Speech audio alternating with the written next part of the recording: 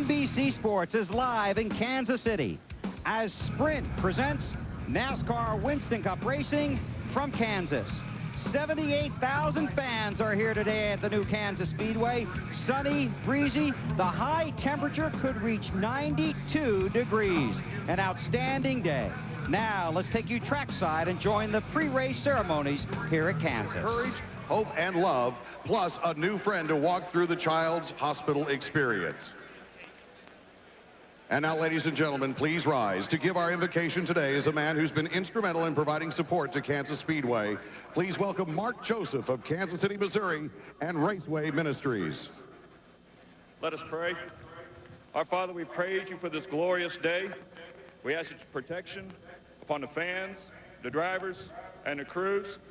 May this all be to your glory and honor. Amen. We are delighted to have with us today Children's Miracle Network champion CMA Award winner from Nashville recording artist star Jessica Andrews for today's national anthem.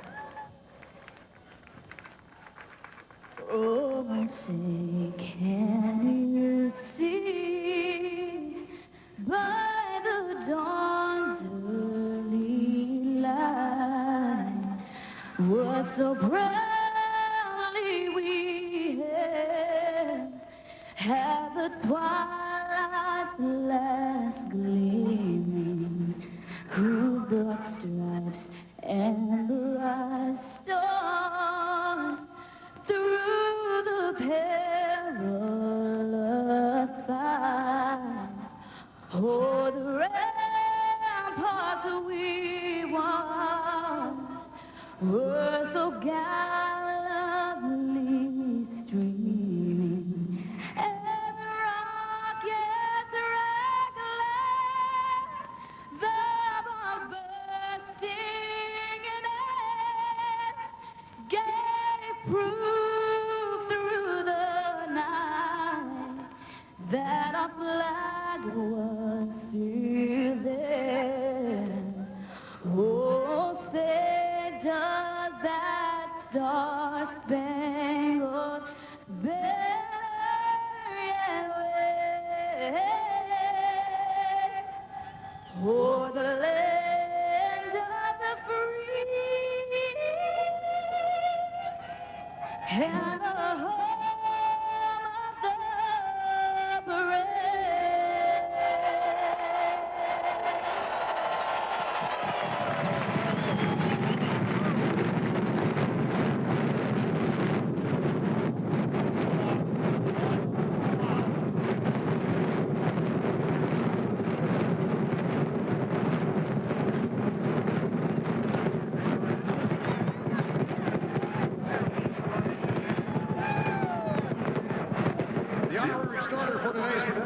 400 is Patrick Hartle, winner of the Protection One Spans contest. Race fans, to get today's action underway, and to honor the most famous words in racing, NFL MVP, Super Bowl champion, and former Kansas City Chief Joe Montana. Joe, honor those famous words. Wow. I'll tell you, that was great by Jessica. If that doesn't get you going, nothing will. I want to say on behalf of Coors Brewing, welcome to Kansas Speedway, home of the greatest fans of NASCAR. And I got one question. Are you ready to go racing? All right, gentlemen, start your engines.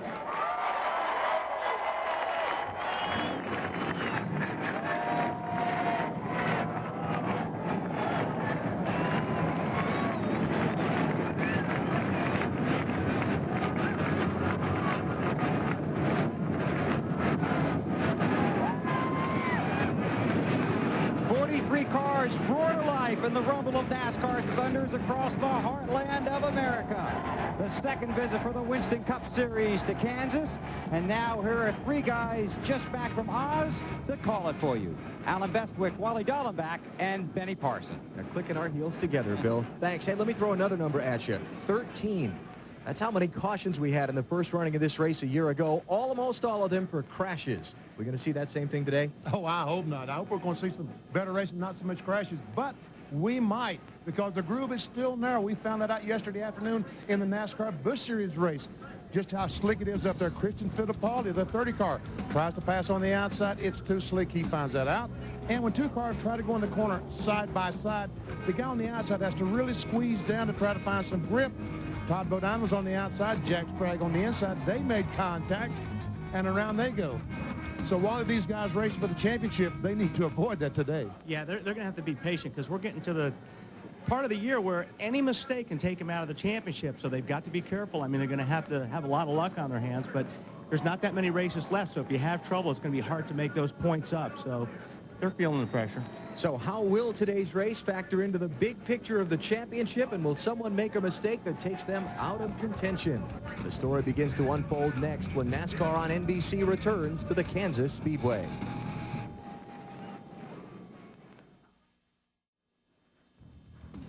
Sprint presents NASCAR Winston Cup Racing from Kansas.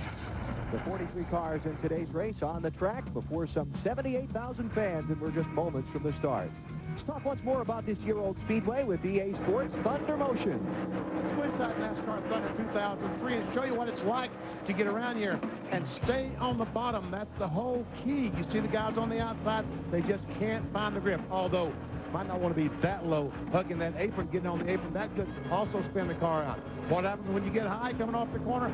Someone drives alongside and goes past. Stay low. That's the key if you're going to get to victory lane.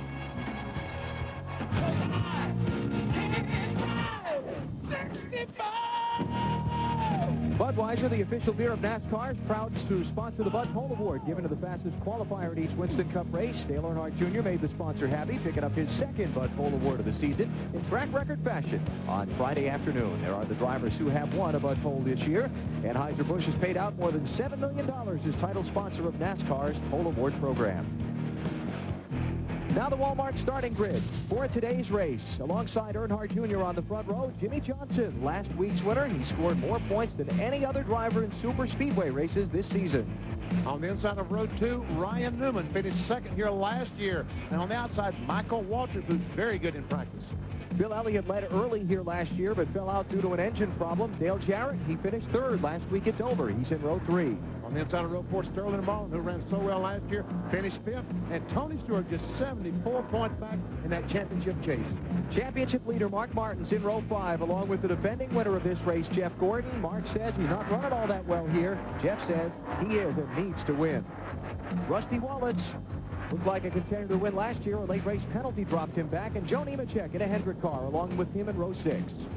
On the inside of row 7 is Kurt Busch. Let's try talking to Kurt. Kurt, Benny Parsons, you got me? Hey, VP and all of America, how you doing? We're doing fantastic. How's the car? We got a pretty good Ford underneath us. If we get some good pit stops from the Rubbermaid guys to make sure we stay out of trouble. As you can see, everybody stepped it up to their A game this weekend. Points are close. We can just mind our P's and Q's. We'll get a good run out of this. So what is the plan? We're going to see some two-tire stops, you think? It'll be tough to gauge that just based on how treacherous it is on thicker tires. So 4 tires early on, and we're up front, so we don't have to gamble on 2 tires. But we'll see towards the end of the race. It might come down to fuel mileage and stretch in 2 tires. Good luck, Kurt. Got it, Benny. Kurt Busch starting in the 13th spot today. Continuing to look at the starting lineup, Bobby Labonte in the 18 car will drop to the back of the field from row 16. He crashed in yesterday's final practice. The team had to pull out a backup car. There's Kyle Petty driving the sponsor's car. In row 17, Johnny Benson, Mike Wallace in 18. Now back to provisional land. Drivers who got in not on their time trial speed, but on their current point standings. Ken Schrader, not all that far from here. Fenton, Missouri, about 250 miles away. Closest Winston Cup track to his home. Jerry Nadeau back in row 21 was one of the fastest cars in the practice session held here yesterday. Let's get some final thoughts from pit road before we go green, starting with Marty Schneider. Alan Michael Waltrip is trying to get career win number 3, and he starts 4th in his favorite race car. Key to the race today, the second half of the race, because the racetrack will get tighter. Slugger Labby said the guy who's fast then will obviously win the race. Matt? Marty Bill Elliott's early season goal of a top 10 in the points could take a big charge here today. Although he has only one top 5 finish in his last 7 starts, he has the same race car today that won with at both Pocono and Indy, Dave. Matt Dale Jarrett also has a favorite race car. It's this one. It won at Pocono after starting unlucky 13th. It won at Michigan after spinning through the grass. And he thinks he can bring it home first again today. Alan? Getting set to go here in Kansas today. 267 laps will make up the 400-mile distance around this 1.5 mile track. Around 70 laps will be the expected time they'll have to come in for fuel if we're under the green flag. All sold out. Every one of the 78,000 seats was occupied a moment ago. The fans are all on their feet now for the start here in Kansas.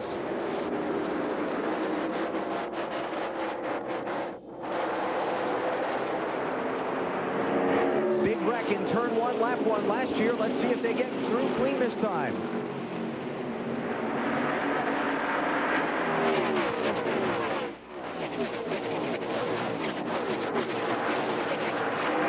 So far, so good, but you can see him still 2-3 wide as he go in 3.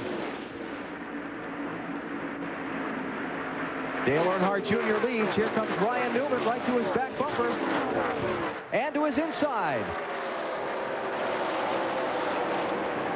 Like these guys said earlier, the first 2 laps real critical on these new tires. The cars are real slick. It takes 3 or 4 laps to really start feeling the stick in these tires here.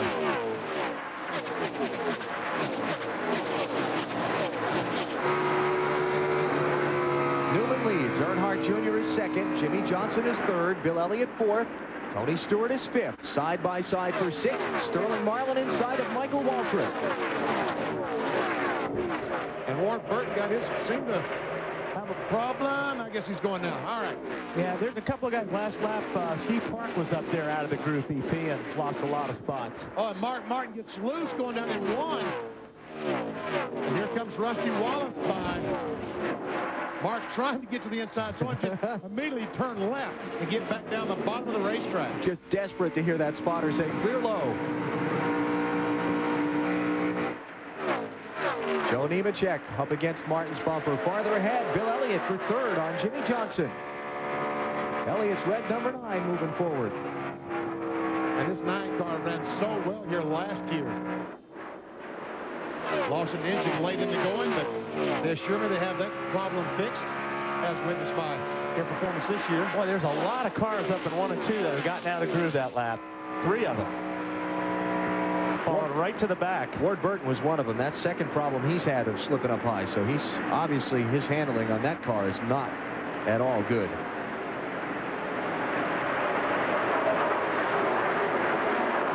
There's Jerry Nadeau in the 44, working the inside of Ward. This is all the way back for, where? 35th place. Ward started 19th. Jeff Burton, the 99 car, trying to get by Dale Jarrett. He's in the 88.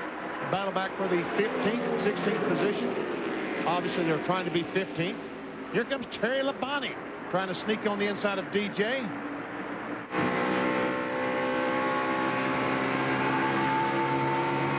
All these guys are being so courteous now, Wally. Yeah. And as the race wears on, it's going to become less and less courteous. Yeah, the outside groove is trouble. There we go. 3, 4 cars. Bobby Labonte's around. Elliott Sadler sliding across the infield. Jeff Green is in it. Casey Atwood is in it.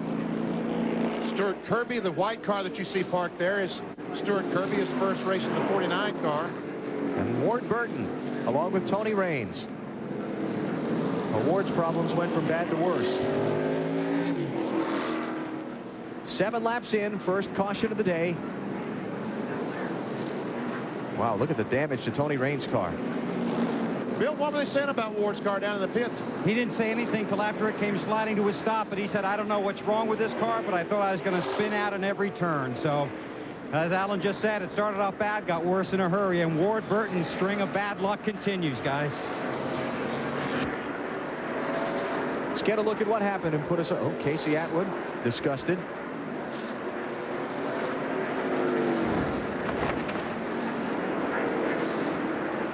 Raines is in the red, white, and blue car, the 74. So obviously the wreck is going to happen right in front of them. Oh, he just turned sideways by himself.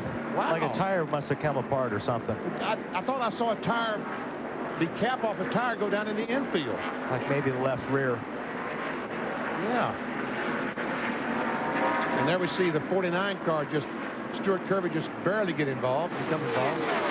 Ken Schrader was the guy that Raines bounced off of first in the yellow car. He took some air. I gotta believe the left rear came apart on that. Tony Raines' car. On board from Elliott Sadler here. He is going to make some contact in this 21 Motorcraft car. All right, let's try the Jeff Green angle. Yes, sir. Okay, sprint right in front, everybody.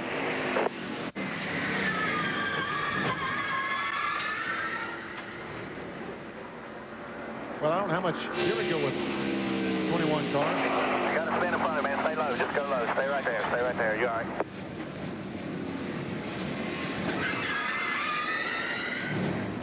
Well, let's see if, go back and look at that first replay and see if we can see the tire come apart. There we see Raines make contact. There it is, the left rear. Wally, you're right. There's a cap off the tires.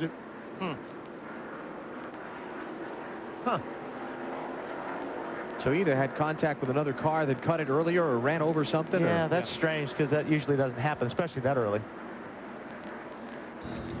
So clean it up on the front straightaway.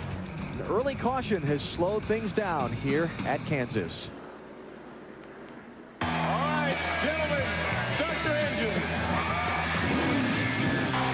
Let's go, let's go. Where you gonna run to now?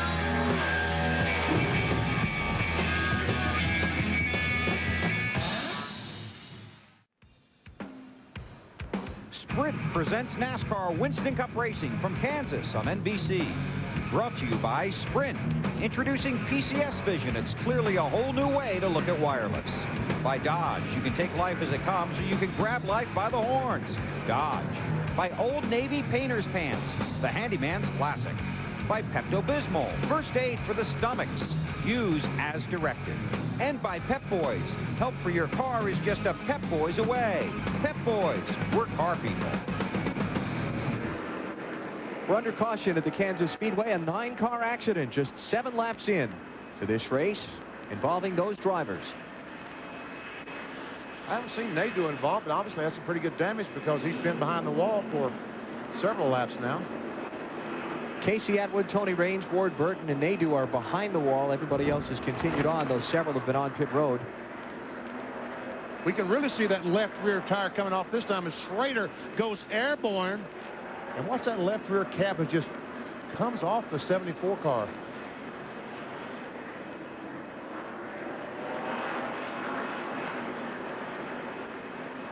So cleanup continues here on the front stretch from that accident. And they continue to wipe the oil dry away that was put down.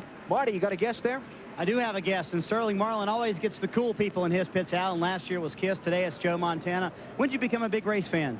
Oh, I've always been. Just like being a kid again, you know, I've always wanted to get in a fast car and see how fast I could go. But you can't do that. You know, I've been associated with Chip for a long time, known Chip for a long period of time. And, you know, it started out with kart with me and Chip. And just down here, actually, with the Coors Light and Coors distributor here in Kansas City. So got back involved in the racing part of it and have a lot of fun. I'm sure it was a thrill to say, gentlemen, start your engines. What are you doing with yourself these days?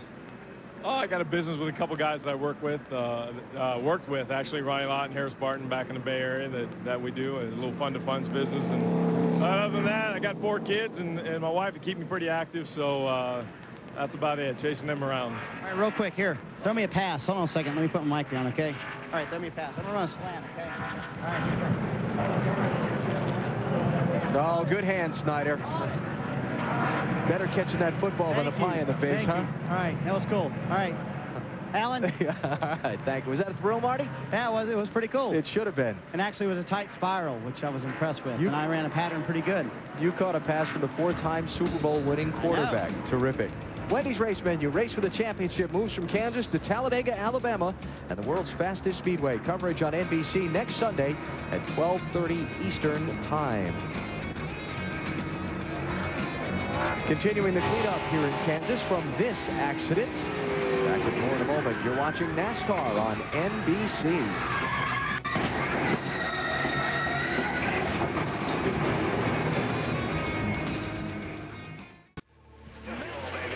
Can celebrate win number 4 of 2002. 34 outside, you're clear, you're clear. Here he comes, the checkered flag. Gordon wins at Kansas City. Sterling Marlin is going to lose spots today to Mark Martin in the points. Bud, clear all around, nice and smooth, buddy. Jimmy Johnson is back in victory lane at Dover for the second time this season. Go. Good job, we got a couple of spots there. Which one of those drivers will win the NASCAR Winston Cup Championship? Which one of the manufacturers is going to win the manufacturer's crown? Got a great race for that, too. Ford with a very slim edge on Chevy and Dodge with just 8 races to go in the season. Still cleaning up here in Kansas. Back at the Kansas Speedway as the pace car heads for pit road. 8 laps under caution now, has slowed the early pace. But Ryan Newman leads him down for the restart. Tony Stewart did not get a very good restart. And Jeff Gordon, it looks like, is going to make Tony pay for it by going by. And so that'll be make that 5th place for Jeff Gordon.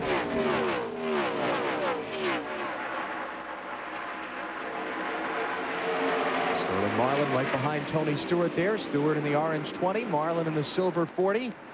And Jeff Gordon, defending winner of this race, told us after crashing out early at Dover last week, he needed to try and win again here today if he was going to have a shot at another championship.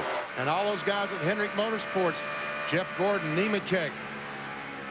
Oh, man, Rusty Wallace on the inside of Sterling Marlin as Kurt Busch pulls up. Rusty got a little loose down there, which allowed Nemechek to come up in the 25 car, and Kurt Busch following him. Jimmy Johnson, all those guys with Hendrick, they've got more horsepower this week than they've had all along. Randy Dorton told me this morning, this is a watershed race for Hendrick. Hopefully those things, all of those cars will run 400 miles a day, and then they feel like they have something. Kurt Busch working on Rusty Wallace for the 9th spot. Problem with the group being so narrow, as we were starting to say before the wreck, is that these guys are crowding each other so far down the racetrack. And when you get the cars side by side real close to each other, it makes the car on the bottom really, really loose because it takes the air off that spoiler. So really tricky running side by side here as close as they are. Hopefully the groove will start moving up the racetrack and they'll get some space in between them. Sterling Marlin in the silver car running in 10th spot. Rusty Wallace now slipped back to 11. And that's Ricky Craven just behind him in the orange 32. Jeremy Mayfield also there in the 19. And there's Mark Martin, your championship leader. 14th place right now for Mark. See where your favorite driver is pitting today. Log on to NBCSports.com. Check out a pit map of today's Winston Cup race. You can also email BP your NASCAR questions and check out the latest mailbag. NBCSports.com. Ricky Craven going by Sterling Marlin. Here comes Jeremy Mayfield. And that was just an example of Ricky got Sterling loose. Drove right. Uh-oh, we got a car in the wall. Too. Michael Waltrip. We're in the wall there. Caution's out. Might have had a right front go down, BP. Hard to tell after hitting the wall that hard, but yeah. I saw him go up the racetrack, and he was going up there pretty quick. Ryan Newman brings the field back to the caution flag. They say there, I don't have any brakes. I'm sure that he's knocked the brake rotor. He's broken the brake rotor. When you hit the wall that hard, the rotor sitting there, usually it breaks it in two, and you have no brakes. Michael Waltrip had high hopes for today. Started the race in 4th position. Talking to the crew chiefs this morning in the garage here, that's what the biggest problem. This tire, this racetrack, you have to start so loose. In other words, the car about to spin out, because every lap that you run gets a little bit tighter, a little bit tighter. At the end of the run, the car is way too tight. At the end of the run, it's way too loose. And it's so hard to try to find a happy medium.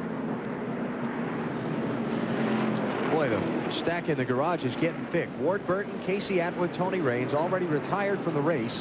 Stuart Kirby, Jerry Nadeau back there getting worked on from the first wreck at lap 7. And now Michael Waltrip's back in the garage, too. All right, let's see if anybody comes to pit road here. Lap 20. Well, some of the guys in the back will. Sterling Marlin needs an adjustment. Here he comes on pit road. 13th place car. Not a lot of people's coming. You want to go ahead and try to get that rubber? Yeah. Yeah, Sterling, I need some help. Out of the left rear. His car's too tight. Pull the left front fender out. That's why we got the guys. The left front fender got bent. Well, Benny, you're exactly right. He said the car is tight like you cannot believe. He wanted a host of changes. They're going to put scuffs on. He also wanted an air pressure adjustment in the right front. Track bar, 2 rounds. He said he also wanted to do a wedge adjustment. Tony Glover, the team manager, waved him off on that today. Dale Jarrett came in on the last caution. The car was very, very loose. They took a spring rubber out of the right rear. Still just a little bit loose. They made a wedge adjustment to help that. So the back half of the field comes in to get some service under this second caution of the race. Just 20 laps in Kansas City, America's town. Here in the borders of America town, all of the dollars are spinning round and round and round.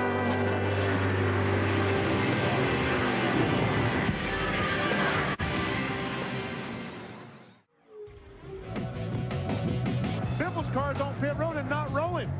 Oh, boy. Scare for Greg Biffle, but he's got it going again. And Jason Keller's off the pace. The 57 car is slow. Just like that, it changes. Second place in the Busch Series Championship, and it's going to go up in smoke. Lots of free points right there. Good day for Roush Racing. They're going to get the win and a big gain in the championship. Jeff Burton takes the Mr. Good Sense 300 at Kansas. It's second running to the Winston Cup Star. Our NASCAR Busch Series update from yesterday's action here in Kansas. Kerry Earnhardt with a career best finish. And Greg Biffle going a long way toward helping himself to the Busch Series Championship with a 4th place finish. His lead was 35 before the race, but the problems Jason Keller had and Biffle's 4th place run opened that gap to 127. The Busch Series racing at Charlotte 1 week from Saturday. NASCAR Craftsman Truck Series update. Tight fight for their championship. Rick Crawford only 55 points behind Mike Bliss. They've just got a handful of races left to go to decide who'll wear that crown for 2002. Still under caution after Michael Waltrip bounced off the wall in turn 1. We'll hear from him when NASCAR on NBC returns to Kansas.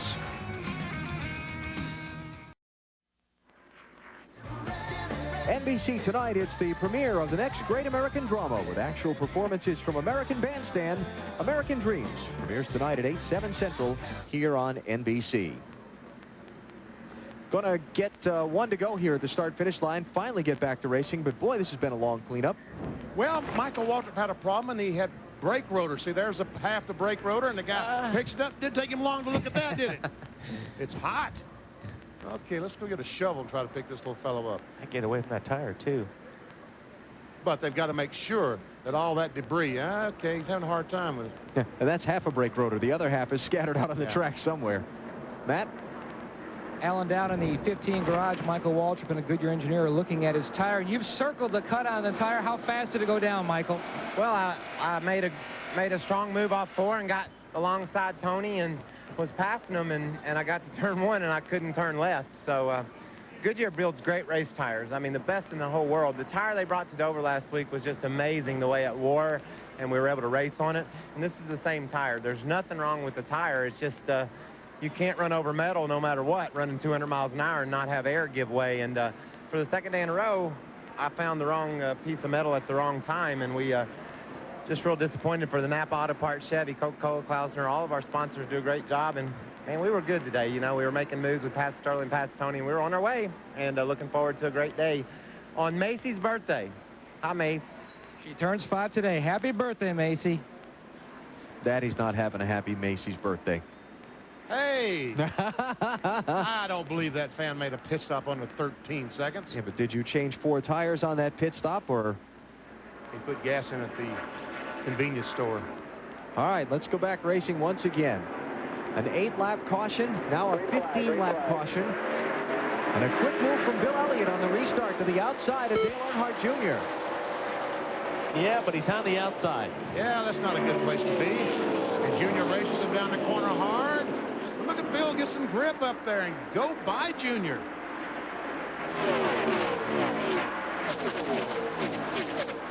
Now Here that comes was impressive. Yeah. Here comes Jeff Gordon on Jimmy Johnson. Give Gordon fourth.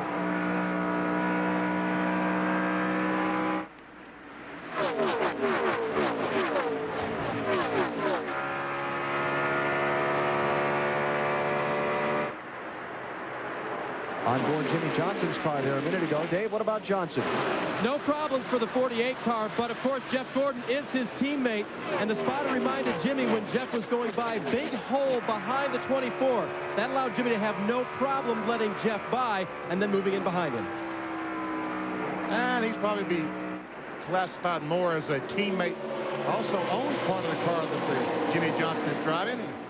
Jimmy's trying to take a look on the inside of his owner's car. How that's going to play. Well, at lap 29, I don't think it'll be a big deal. No. Lap 265, 6. A little bit uglier then. Yeah, he might contest it a little more. Dale Earnhardt Jr. in third, Jeff Gordon in fourth. Nope, we got another car. Turn two, more troubles. Jack Sprague in the 60, Ken Schrader in the 36, and Morgan Shepherd in the 89.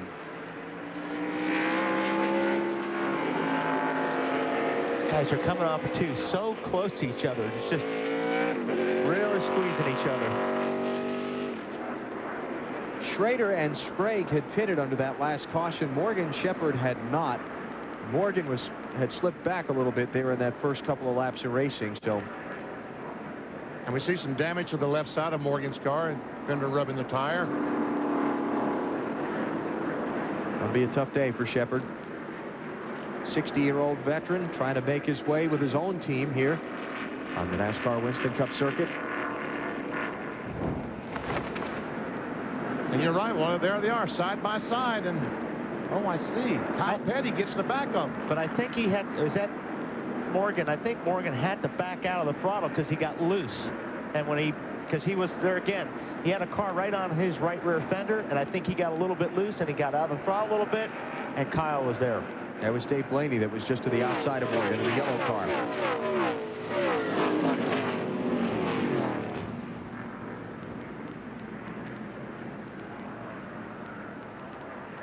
Ryan Newman and Jeff Gordon stay out. The other front runners come in. Some of them crossing the tip of the grass to get to pit road. Earnhardt Jr., Elliott, Johnson. Marty? Bill Elliott's car is very good. It's going to be fuel only for Elliott. Very happy with the chassis, Bill. Dale Earnhardt Jr., the pole sitter, all the way down in the front end of pit road, said his car got really, really tight on that run. Earlier, he'd said it was just a little tight in 3 and 4, but this time really, really tight. So it's 4 tires and fuel for the 8 car. Burns. 48 car of Jimmy Johnson. They made a 2-tire stop, no adjustments, even though he was a little bit loose getting into the corner. But on leaving the pits, he had trouble getting the car fired. They had to push him. And Dale Jr. goes from running in 3rd spot to probably back around 25th or 30th by that 4-tire stop. Yeah, just about everybody there took either 2 tires or just fuel, Bill. And Jimmy Johnson and his crew talked about coming in. He said his car was just a little tight, Ryan Newman and his crew talked about coming in. His car was just a little tight. They decided to stay out. They said, tell us from the spotter's stand if they come behind us. And they came too late. Ryan was trapped out there. His car is just a little tight, but they had planned to stay out anyway. But it'll be interesting to see how this works. Boy. All right, 1 to go here when they come to the start-finish line. So we're a lap away from the restart. We'll get our pit reporters to scurry up and down and confirm who got fuel only and who took 2 tires. But Dale Jr. is about the only one who took 4, and he's almost at the very end of the line. What put us under caution?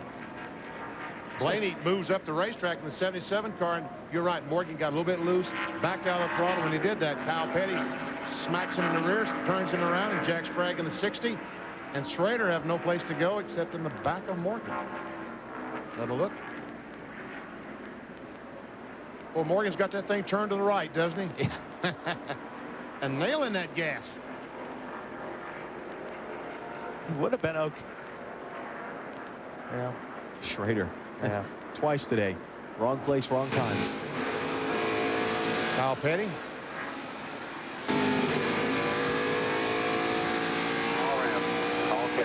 No, caution.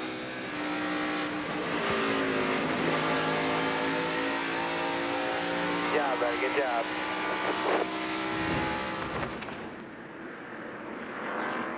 How about our NASCAR Winston Cup Old Navy race fact? This is the 6th race on a 1.5-mile track this season. 5 different drivers have won 5 so far. Can you name them? I know Mark Martin won at the Lowe's Motor Speedway. Very good. And all right, I'll help you out. Okay. Save time. Sterling Marlin, Tony Stewart, Matt Kenseth, Kevin Harvick, and Mark Martin. All right, very good. Each manufacturer has also won on a 1.5-mile track this year. Well, we'll see how new tires, used tires, all this works out, because every car has stopped except the front 2. Running order really jumbled up. Newman and Jeff Gordon didn't stop. They're in 1st and 2nd. A lot of the guys from 3rd position on back through the rest of the field stopped under that first caution, took just a splash of fuel on this yellow flag. Dale Earnhardt Jr., who took the 4 tires, he restarts in 24th. He was 3rd when the yellow flag came out. Jeff Green, the 30 car, he's a little aerodynamically challenged with the hood of his car. Bill Elliott passing Jeff Green for 9th. And now Jeremy Mayfield, Elliott's teammate, coming through in the 19.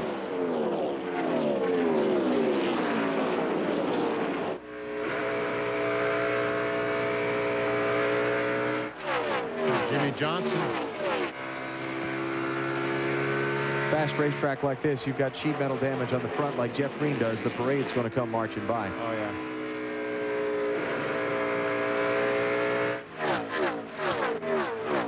Dave, how bad is the damage on the 30 car, do you know? I checked with them, BP. They said that the chassis is true, that it is square, but it's that body damage that's going to hurt Jeff the rest of the day. And they've got him on the outside, and he's really tiptoeing out there to avoid spinning out. Yeah. No grip to begin with, and the lack of grip because of the body damage makes it worse. By the way, of the cars in that last accident, all have continued except Morgan Shepherd. He's taken his car to the garage for repairs. And Jack Sprague just pulled his car behind the wall. Big attrition early here at Kansas. The protection won 400. A very halting start. 3 caution flags in the first 30 laps of the race. 1 at lap number 7 for a 9-car accident. 1 at lap number 20. Michael Waltrip had his problem. And the accident just moments ago, the 3-car crash off of turn 2. Dave, what's going on with Dale Jarrett? Well, BP, they had a good thing going. They stopped under that lap 20 caution, took no tires, made a track bar adjustment to correct him for the long run. But DJ just radioed in. The motor's gone real flat. Oh, yeah, you can hear it.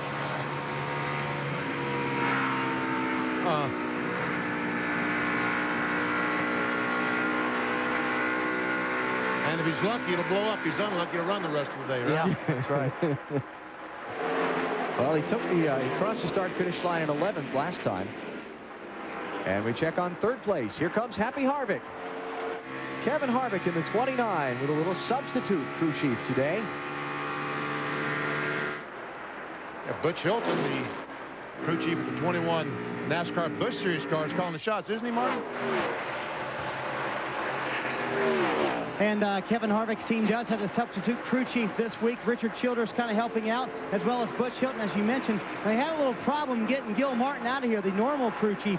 After the happy hour practice yesterday, they took him to the infield care center. They said, go to the hospital. He came back from the hospital, and Richard Childers said, go home. He is not feeling very well. He does have bronchitis pretty bad, but Butch Hilton's pretty experienced at this game. Won a championship as the car chief for Bob Labonte. And let's also give some credit to Scott Naismith. He is the chief mechanic on this car. He's also helping out. So there's actually 4 crew chiefs in the car if you count Kevin. And we always know, Wally, crew chiefs are always really behind the wheel, aren't they? That's right. There's RC. Richard used to be a driver, and he knows what it's like. Sitting on top of Kevin Harvick's pit box today. Harvick won at this track's sister, the Chicagoland Speedway, back in July. And Marty and I had a conversation with Kevin this morning, and he thought he had a pretty stout race car and had a good chance to win today. Yeah, I was talking to him, and I said, car's not too good, is it? He said, yeah, my car's good. I said, well, happy hour, it didn't show anything. He said, well, see, that's why you got to do all your homework, because we were just trying some things. They didn't work, so it didn't show up on the chart that we felt like our car was pretty good. Ricky Craven going for a ride up in the high stuff in 1 and 2. Okay. Sounds like coming to pit road, Dave. What do you think? Smoke on the... On the 32 car, guys, don't know if that's what we're talking about, but the 32 car of Ricky Craven right now, the water light has come on in his car. He believes he's had some debris go through the radiator. Tough break for those guys. They've been working hard all weekend and never found the handle, and now this. Yeah, Dave, it looks pretty terminal. They got smoke coming out of the tailpipes there as the 88 drives behind the wall. Yeah, saw Dale Jarrett make the turn to the garage behind Craven, and now Ricky coming to the attention of his crew. Big attrition early today. Wow.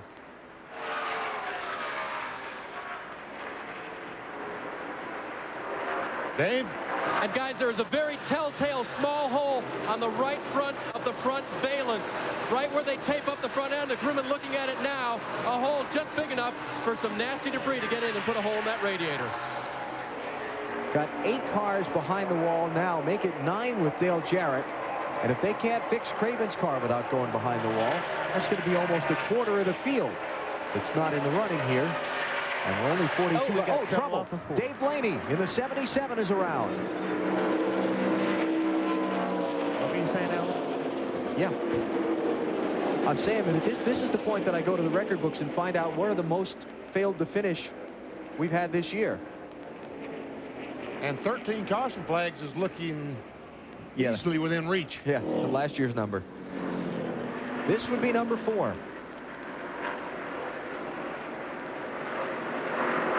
As Ryan Newman brings the field back around to the caution once more. Now he and Jeff Gordon need to pit, Wally. Yes. But when they do, they're going to restart about 25th. Or worse.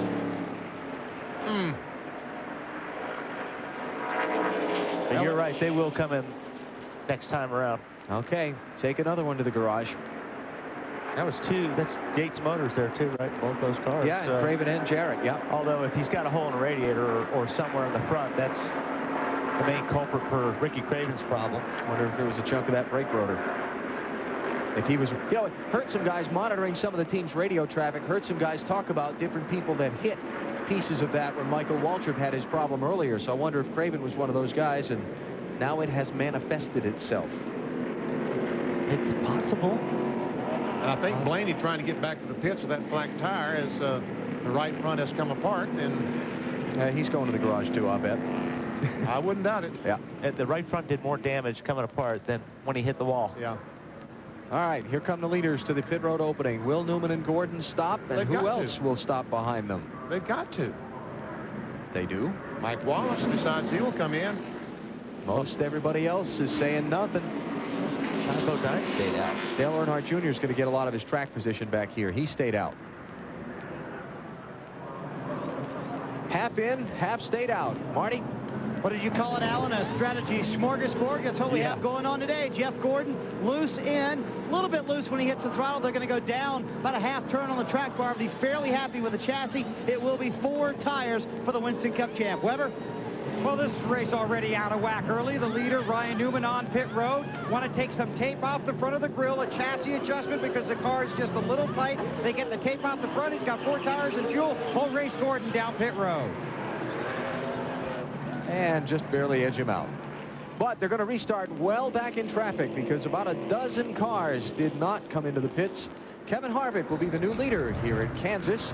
You're watching NASCAR on NBC, a day that's been too hot to handle for some.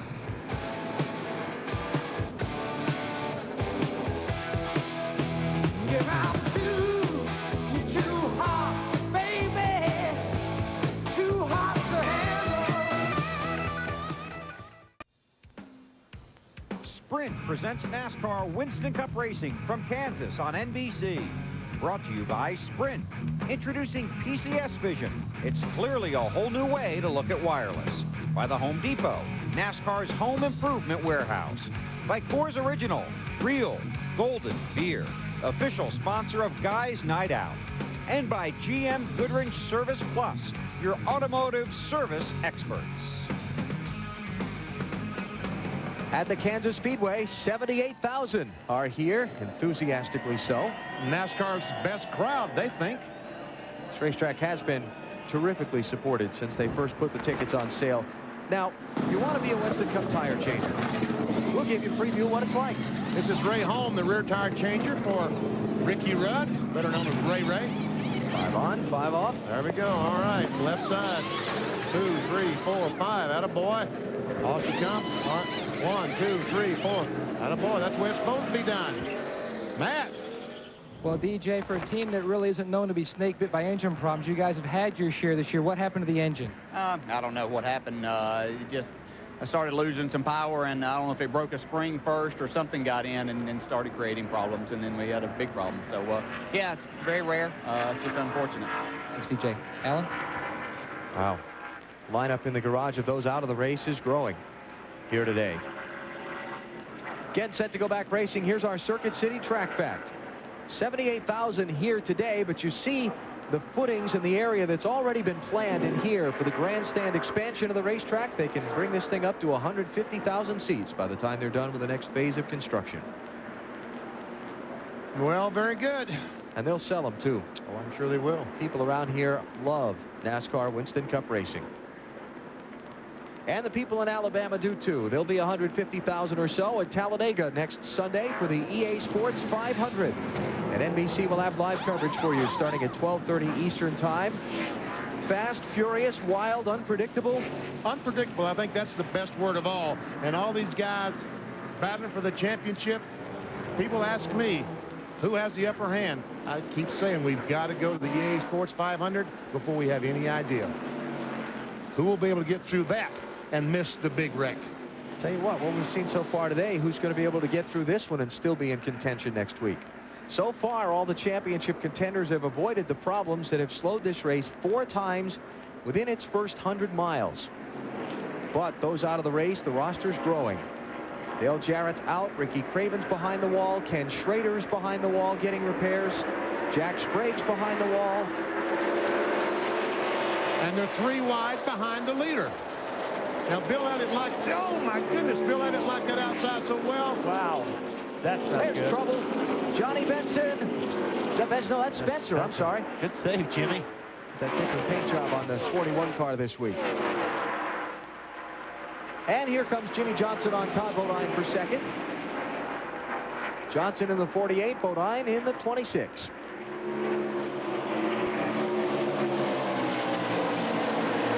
So this little round of pit stops and people on different schedules has really shuffled the field. Ryan Newman, who led the race before the caution, is back in 15th place. Jeff Gordon is 16th. Dale Earnhardt Jr., who lost all the ground before, he's back up to 11th. They want Todd Bodine is hanging pretty tough on the outside. That groove is looking real good. He's discovering he can race there? He's discovering he can race there, yes.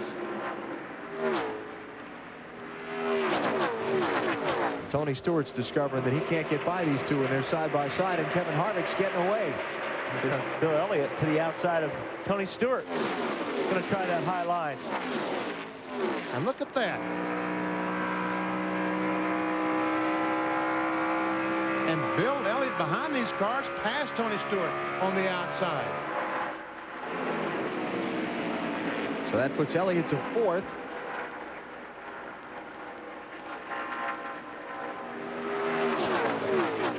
See Kevin Harvick off in the distance. Yeah, well, these guys are racing side by side. They're not running nearly the laps that Kevin Harvick can by himself. Yeah, last time by 0.6 of a second slower. Second place and third place were than the leader Harvick. Now Tony Stewart's going to try to get back by Bill Elliott. Tell you what, that 9 car of Elliott's looks awfully strong today. Jeremy Mayfield in the 19, creeping into view. 2nd, 3rd, 4th, 5th, and 6th here.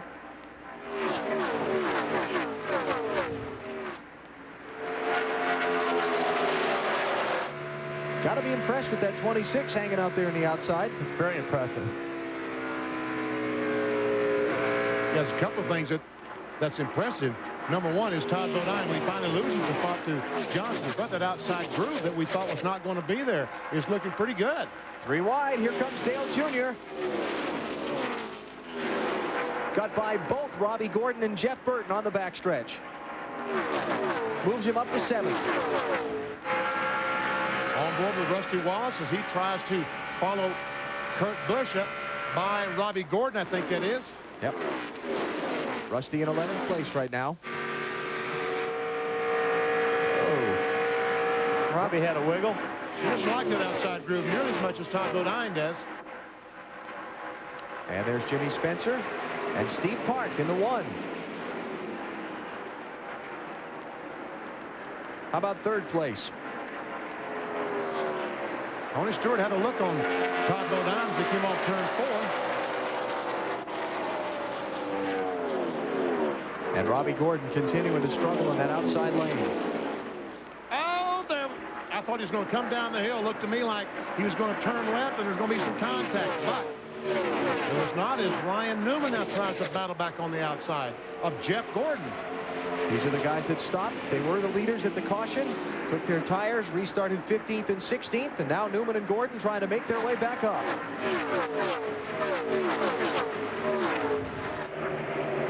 And Sterling Marlin working underneath Greg Biffle just behind them.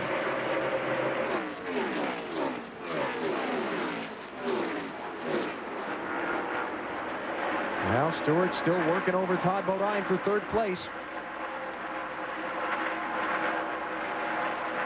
Tony Stewart, one of the contenders for the NASCAR Winston Cup Championship. 3rd in the standings coming in. Strong move to the inside in turn 3.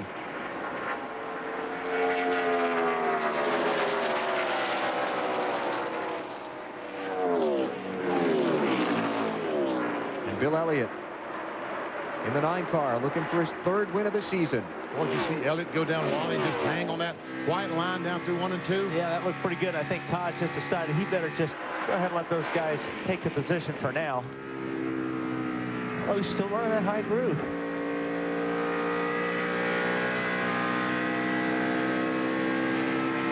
By choosing to run there, what's that telling you about his car?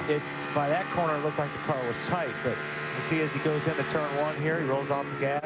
The car, well, it's hard to tell because if you're loose getting in, you'll drive it up the racetrack to try to help the car. But he's actually going in a little bit higher than you think. So it looks like he's trying to find a tight situation by moving up the racetrack. I agree with you on that. Jimmy Johnson, after getting by that race with Todd Bodine, has put some distance on 3rd place Tony Stewart, trying to chase down leader Kevin Harvick. Championship standings as they run in the race now. Johnson is running 2nd. Mark Martin is back in 25th. Mark's the championship leader for the moment, but not as they run on the racetrack. BP, we got a good shot of the front of that car. They've got that 48 car's front valence down on the racetrack. Jimmy Johnson, of course, winning last weekend at Dover. A rookie. He's not supposed to be in contention for the NASCAR Winston Cup Championship. We talked with Jimmy about it earlier. You know, there's still skeptics about if we can do this or not, and believe me, we're just as skeptical as everyone else if we can win this championship. We feel that we have all the ingredients at Hendrick Motorsports and the support from Lowe's and the way we're all communicating. So, you know, the possibility's there, but I don't think it bothers me that we're not being considered the favorite going into any of this. We're just out there trying to win races and get experience, and we're lucky enough to find ourselves in this championship battle, and we'll just see how it all shakes out. Lucky enough not to know. Yeah, that he's not supposed to be doing what he is. Dave, what about Jimmy Johnson? Well, he is superstitious like other race car drivers, and so is his whole team. In fact, every time they've won a race in this series this year 3 times, or even in the Busch Series once last year, Matt Yoakum was the pit reporter. I was not in his pit, so today, since Matt isn't here, they decided to put his credential up here on the war wagon just to make sure that Matt was in their pits. I think Matt needs a mustache. Yes, he does. There we go.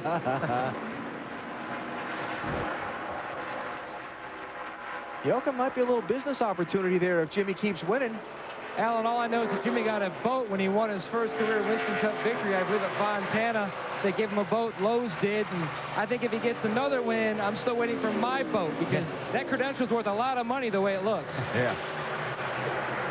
Bill Elliott passing Tony Stewart for 3rd. Your boat will never come in, Matt. And Wally, all these guys look like they're able to get that front bumper down to the racetrack in the corners and really seal it so that air doesn't go under the car. Yeah, that's what that's doing. It's just helping pull the front of those cars down to the racetrack and give those front tires grip. So everybody's running the softest they possibly can get away with here as far as the front springs go. Jeff Burton moving forward. 99 car going to take 6 from Todd Bodine. Now he's going to attempt it, and since he caught him, looks like he should be able to pass him. He's not going too easy. About the 99, Marty. Just feeling pretty confident, BP. He said the track keeps coming to us. We're getting better with every lap. I talked to Jeff Burton this morning, and he said what we're doing for the rest of this year is we're putting a down payment on next year. We're experimenting with a lot of things. We're not throwing this year away by any means, but we're trying some stuff that we normally would not try in a race car during a race. Seems to be paying off so far today. Jeff Burton started 30th and finished 6th at Dover last week. He started 16th today. He's just taken 6th away from Todd Bodine. Kevin Harvick is the leader. Got away from the field when they were racing side by side behind him just after the restart. You're watching NASCAR on NBC. Spectacular day in Kansas City, Kansas, where NBC is here for the NASCAR Winston Cup Series along with 78,000 fans. Earlier in this race, Dale Jarrett behind the wall with motor problems. Right now on the track, the 97 of Kurt Busch off the pace, perhaps down a cylinder with a motor problem. A lot of guys on pit road, engine builders in particular, concerned about this problem today. Jeff Clark works on the engines for Dale Earnhardt Incorporated. He says his bad luck is out of the way, and here's why. When they were working on the 8th car this morning, getting it ready to go through inspection, they found a seal leak in the water pump when they started the car up just before they took it through the inspection process. Jeff Clark and Jeff Opel changed out that water pump, put in a new one that's working fine. The temps are good. Earnhardt's car is fast. Says he's a little tight coming off of turn 2. When he made that pass and all that traffic on the backstretch a few laps ago, they told him on the radio, that's one for the highlight reel. Down pit road to Dave Burns. Bill, the 97 car of Kurt Busch is having motor problems. The crew has been instructed to pull the wagon away, their crash cart, that they can take back to the garage, pull the valve covers off the engine and see if they can fix maybe a valve spring problem or a rocker arm, something like that, and get him back in this race and get valuable points. Back to Bill. One thing we're going to have to watch throughout the day, temperatures and tape on the front noses of these race cars. Guys talking about it in the car, guys working on it on pit road. But we saw a lot of engine failures here a year ago, along with a lot of wrecks. Could see more as this race unwinds. Right now, Kevin Harvick out front, no problems, having a good day. But everybody is thinking, what's going to happen next, and to whom? Yeah, the comings and goings from the garage today, Bill, have been frequent. Right now, there are 10 cars behind the wall. Michael Waltrip, Bobby Labonte, and Jerry Nadeau are back on track, along with Ken Schrader after spending time behind the wall. But now, along with Kurt Busch, Mike Skinner has just gone back to the garage. Joining Ricky Craven, Dale Jarrett, Jack Sprague, Morgan Shepherd, Stuart Kirby, Tony Raines, Casey Atwood, and Ward Burton. Attrition, the story of the day today so far. By the way, the question I asked earlier, what is the race that's had the most failed to finish this season? 14, the season opening Daytona 500. And Bill Elliott just blows by Jimmy Johnson. Johnson actually moved over and let him go. That is the battle for the second spot, and give it to Elliott. Let's see what these guys are turning, BP. Maybe we can see if that's some of the problem. Well, 9,000 RPMs. The engine guys this morning were standing in front of the 48 car from Hendrick Engines, and they had a 9,400 chip in their hand, talking about putting that in the car. Yeah, well, they're turning the motors a lot more than they used to, that's for sure. But I think maybe why it's so hard on the motors, and look at the low point of the RPMs. It's only going to 6,800. So you're turning these motors a lot of RPMs all the time. And if you're not familiar with these Winston Cup cars, they have a system in them that limits the amount of revolutions the engine can turn. And the turn 4 got a crash. Greg Biffle. Caution's out again. Looks like Greg is holding the brakes on the car to keep it from rolling back down the hill. Yeah, fine. Just a little disgusted. Yeah. Yellow flag number 5. Just past 100 miles, and Kevin Harvick brings the field back to the caution flag.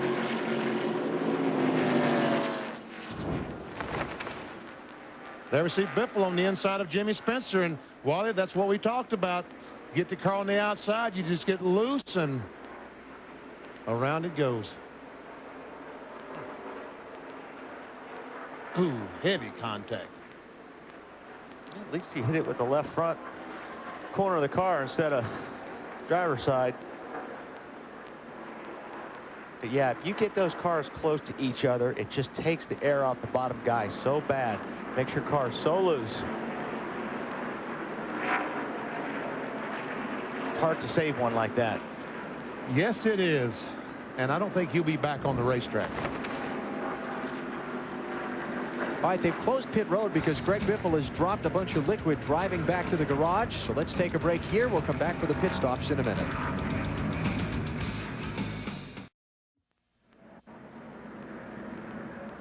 Sprint presents NASCAR Winston Cup Racing from Kansas on NBC. Here come the leaders to the opening of pit road. And pit road is open this time. Expect we should see everybody in. The question is, do they get 4 tires or 2? Well, I don't know. I think a lot. It's hard to say. If the tire wear is good, I think it'll take 2. What do you say, Marty? Well, the caution was very well timed for the leader, Kevin Harvick. Remember, he last pitted at lap 20, so he was going to have to come about 20 laps before everybody else. The car a little bit tight. They will make a track bar adjustment, and it will be 4 tires for Kevin Harvick. Bill Elliott in front of him is his car that came in number 2. Very good for Bill Elliott right now. The only adjustment, clean the grill. Dave? Jimmy Johnson took 2 right sides last time. This time he needs 4. Little loose in, little tight off. Round a wedge in the right rear. A little bit of tape off the left front for the 48 car. Guy's finishing the work on the left side now, and he stalled it last time leaving. This time he's out clean. Tony Stewart has already come and gone. His car plowing like a dump truck, so they took just a couple of extra seconds to yank a spring rubber out of the left rear. That took a few extra seconds, but they had a good stop, made a track bar adjustment, Matt. Bill, a good stop for Rusty Wallace on his first stop back on lap 30. 2 tires scuffs. This stop, 4 tires scuffed. They stayed with the same air pressure. The car, though, was still loose. He did ask his crew chief, Bill Wilburn, where are we getting all the scuffs? He said, from Morgan Shepherd. Well, it sounds like there wasn't too many guys that wanted the 2 tires. I saw Matt Kenseth and Jeff Gordon get 2. I want to go back and double check on a couple of more that came off pit road pretty quick, and we'll get the guys to do that in a second. BP is over at the Team Caliber 360 Racer. What do you got to show us, Benny? Alan Wally and I were talking just a moment ago and pointing out the front bumpers or front air dams on these cars, how low to the racetrack they were, and that's what the drivers want, because the drivers feel like if this left front picks up at all, they're going to get air under here. It's going to make the car push like a dump truck, as Tony Stewart just said. But so they run, to get this front bumper to the ground, they run very soft springs in the front. Well, how do they know how soft to run? How do they know how close this is to the racetrack when they're out there? What they do is they rivet some pieces on the front air dam. They go on the racetrack in practice, and they grind these down. And they want to grind the thing down till about the point that it's even with the front air dam. That's how they know how soft to go in the front springs. How low can you go? As low as you can. All right, clean it up from the 5th caution here at the Kansas Speedway. We'll get back to racing in just a moment. Beautiful day in the mid-80s here in Kansas City, Kansas. NASCAR on NBC with race 29 of the NASCAR Winston Cup season. Exit to pit road got interesting a minute ago. Yep, Jerry Mayfield just beat Robbie Gordon to the line exiting the pits. And then the drivers weren't quite sure who won that race, so they had a little bit of a conversation with their fenders coming out of turn 2. Then normally when it's that close, you wait for your spotter to tell you what NASCAR has said, who won out. Boys, fenders are your friends on a track like this. How about it, Bill? And Ray Evernham, who is working on the wagon in Jeremy Mayfield's pit, has told him, just relax, just race that guy, but race him clean. And Ray has tried to settle his driver down. We're here for a long day. He pointed out the fact that that 31 car doesn't seem to finish a lot of races, so just stay away from him, race with your head, and we'll be there at the end, and they won't. But Evernham, very calm, talking to his young driver. Yeah, you got to be careful not to mess your fenders up at a place like this, on a situation like that. 3 of the first 4 only got 2 tires on their stop. The new leaders, Johnny Benson in the 10, 2 tires. Matt Kenseth in the 17, 2 tires. Jeff Gordon, 2 tires. Kevin Harvick, like a rocket ship on the restart. Yeah, great restart. He had 4 tires on his stop, and he's using them well.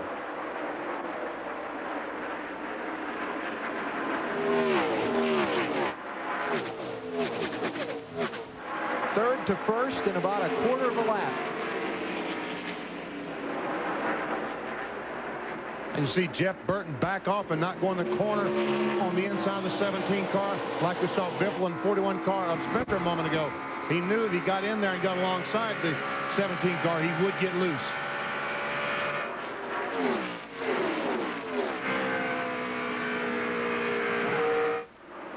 And he lost a spot.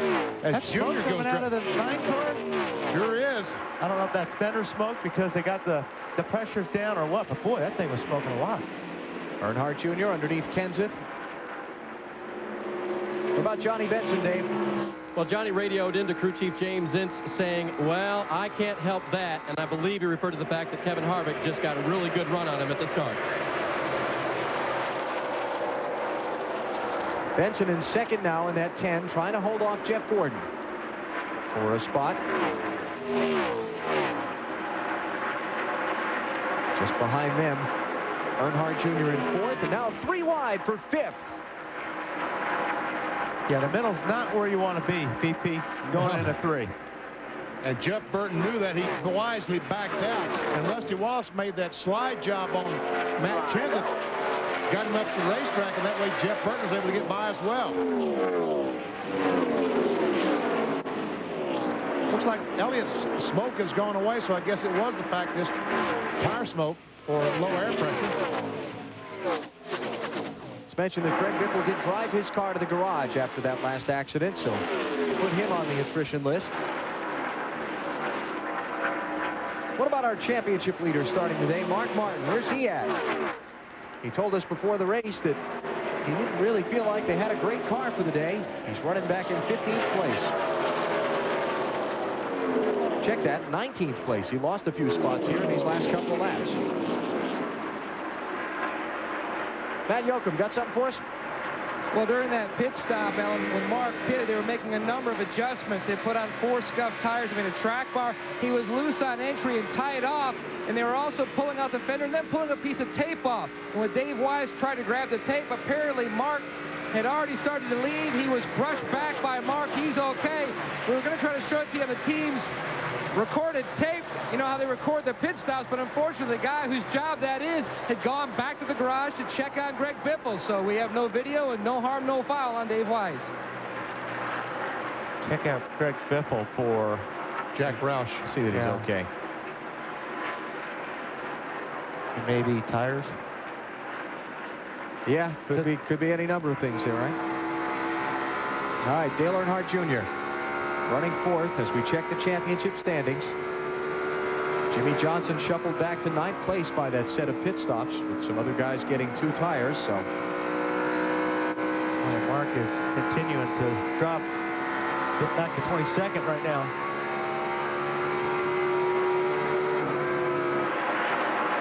Jimmy Johnson, speaking of, getting 8th place for Matt Kenseth, or trying to. And 2nd place. Dale Earnhardt Jr., the 8 car, the fastest qualifier here on Friday afternoon, has taken the Budweiser car to the front. And here comes this great battle for, what is that, 8th, 9th, 10th, 11th, and 12th, and on back.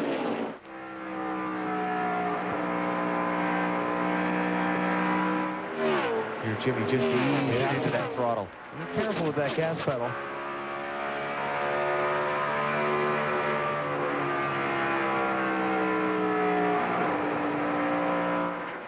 Matt Kenseth struggling. 2 tires on that last pit stop, not agreeing with this car's chassis right now. Ryan Newman's 12 car, who's led much of this race, going by, and Tony Stewart going by Jimmy Johnson. That was 8th place that Stewart just took. Johnson is 9th, Newman is 10th. And Kenseth, who restarted 2nd, is about to lose 11th to Jeremy Mayfield. And here comes Sterling Marlin to the inside. Checked himself into the picture a little bit. And Joe Nemechek, the 25 car. And you talk about a guy who needs a good day. Sterling Marlin was the championship leader just a couple of weeks ago. Finished 21st the last 2 straight weeks, 43rd the week before that. He went from leading the championship all the way back to 4th in the standings. Benson loses another spot as Jeff Gordon goes by. Here's Rusty Wallace in the 2-car. Oh, look out. Oh, Johnny, good job. Man, Dave, did you see that? BP, Johnny just radioed in last lap. I feel like I'm on top of the track. I really don't know why. That's the reverse of what drivers sometimes say when they feel really good. I'm in the track. Right now, he really has a handful. Yeah, you're right, Dave. On top of the racetrack, feels like you're just skating around the racetrack. And when your car really feels good, it just feels like it's just digging the asphalt out underneath your tires. So right now, he feels like he's on ice. This is third place. Jeff Gordon in the 24. Trying to fend off Rusty Wallace in the number 2.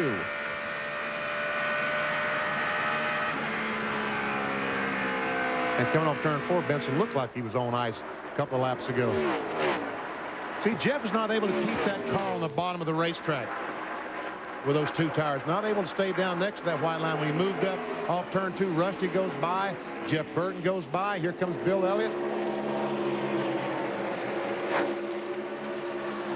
And behind him, Tony Stewart going by Johnny Benson.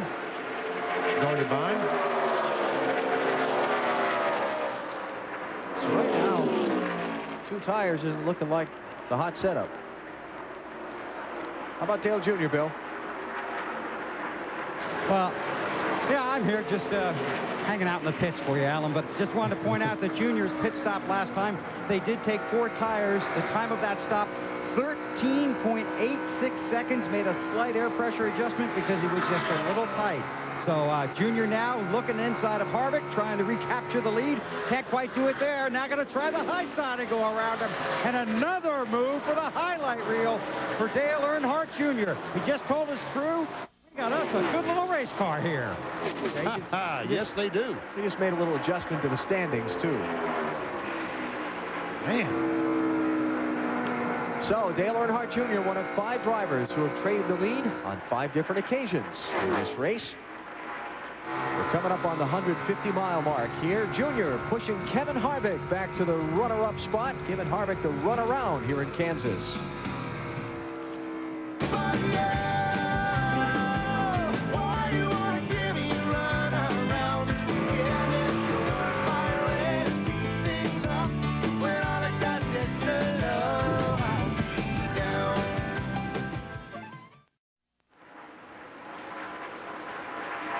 Back at Kansas, and the caution has just come out. Caution on the racetrack. We've been green while you were gone. Debris on the backstretch. Some of the drivers have been talking about it. You can see it right there. So the caution is out. The pace car will gather the field, and the 4 of us on pit road are about to do a lot of running. So, Alan, here we go. It's all back to you right now. Get your track shoes laced up tight, Bill. Dale Earnhardt Jr., your race leader, as they come to the 6th caution of the race. This is the first one that was not caused by a crash in the Protection 1-400. Well, I bet you that those guys that changed 2 tires the last time will be coming back in and changing 4 this time. Matt Kenseth, Jeff Gordon. You mean we might get another smorgasbord of strategy? We just might. Let's see. They last stopped at lap 78. We're at 102 now. 30 laps, halfway through a fuel run. Some guys might stay out, but I don't think so. I think all the cars will be coming in. Oh, I agree they'll all pit. The question is how many of them get 2 tires. The guys that took 2 last time. What are you guys thinking? What do you think, Tony? You going to stay out or? I don't know. If I'm in the lead, I'm going to take 4 already because I'm up there. Because if half the guys come in, I don't know. Maybe a lot of guys not come in. Here's our Coca-Cola Racing family update. Pretty good day for most of the guys. Yeah. Harvick's had a real good day. Yeah. He's led 48 laps so far. And Michael Waltrip, Bobby Labonte, Dale Jarrett involved in early incidents. Jarrett done for the day with an engine failure. Labonte involved in a lap 7 crash. Michael Waltrip involved in a lap 20 crash. All right, here they come. Pit road is going to be open, I think. Let's see who comes, BP. Yeah. Everybody. Step right up. Hurry, hurry, hurry. Who gets 2 tires? Who gets 4? Matt, lead us off. And Rusty Wallace coming in for service. A much debate in the 2 pit whether to go 2 or 4. Car owner Roger Penske made the final call. They're going to go 4, making an air pressure adjustment on the right side. Rusty was still a little loose, Marty. Matt, Kevin Harvick's already gone. The car was a little too free. Pound out the right rear, down on the track bar, Bill. No talk about 2 tires for Earnhardt Jr. It was going to be fuel only. Then they decided to take 4. So it's 4 tires and fuel. He needs a little more bite when he gets in the gas. The 8 car is on his way. We check in with Burns. And the 48 car of Jimmy Johnson, better getting into the corner. Pretty balanced, still a little tight off. So they made a track bar adjustment. They were going to take on 4. But when Chad Knaus, the crew chief, saw everybody else taking on 2, they called for 2 only. I saw Kevin Harvick and Mark Martin, it looked like, also get just 2 tires. We'll reset it all for you when NASCAR on NBC returns to Kansas City after this.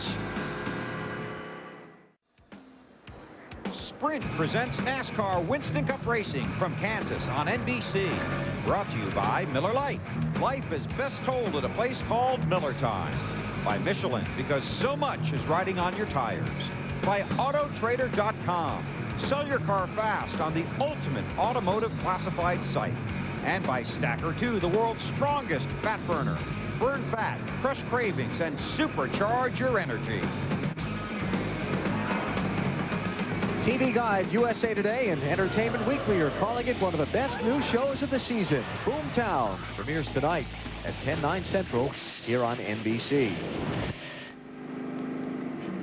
Our Little Debbie trivia question. Who are the 2 drivers that finished second in the NASCAR Winston Cup Championship more than once but never won the title?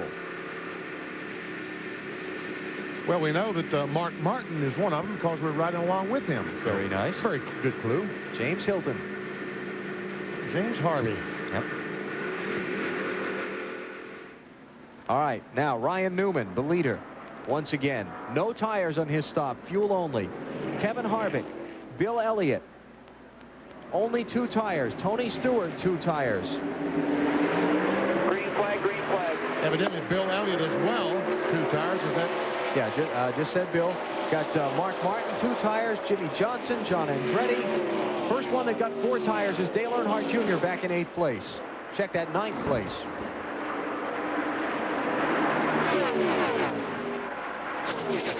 A strategy shortage. There it is. Got it all today, I'm telling you. Mike Wallace in the green car trying to get back on the lead lap. He is the first car 1 lap down in 27th place. Also real loose in between 3 and 4 that lap.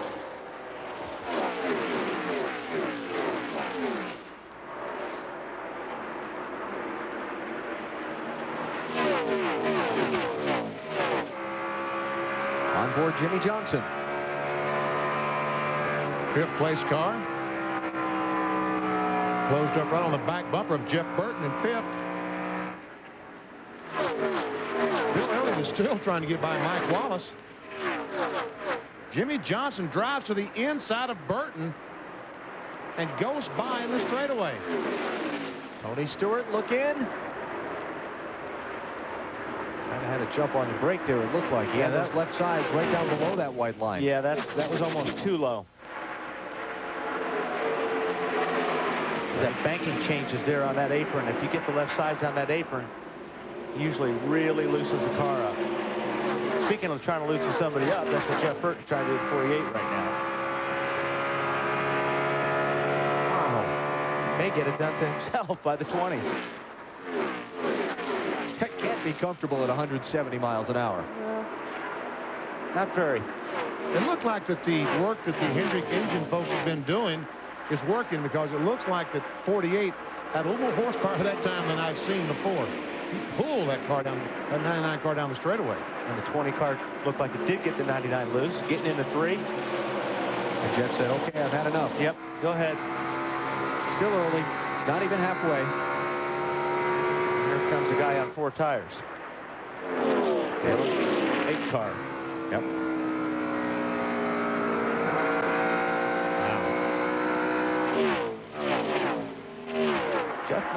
Jeff Burton must not be real happy with that car in traffic.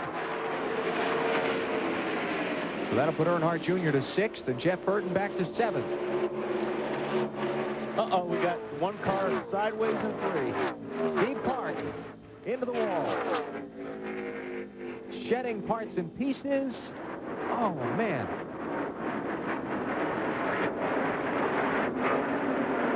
Sitting in a precarious position, but he's gotten away with it, Bill.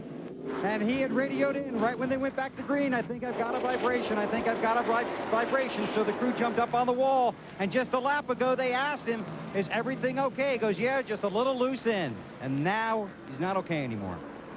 At least the car's not. Mike Wallace is going to get his lap back? Or did they take the yellow already? They're actually telling him to get back behind Ryan Newman. They don't think he got it. They'll confirm it with the photo finish camera. So they want Mike Wallace to slow down. Since everybody just pitted under caution here a minute ago, I don't think we'll see many stop here. Safety workers there working with Steve Park. And we're under caution for the 7th time here at the Kansas Speedway.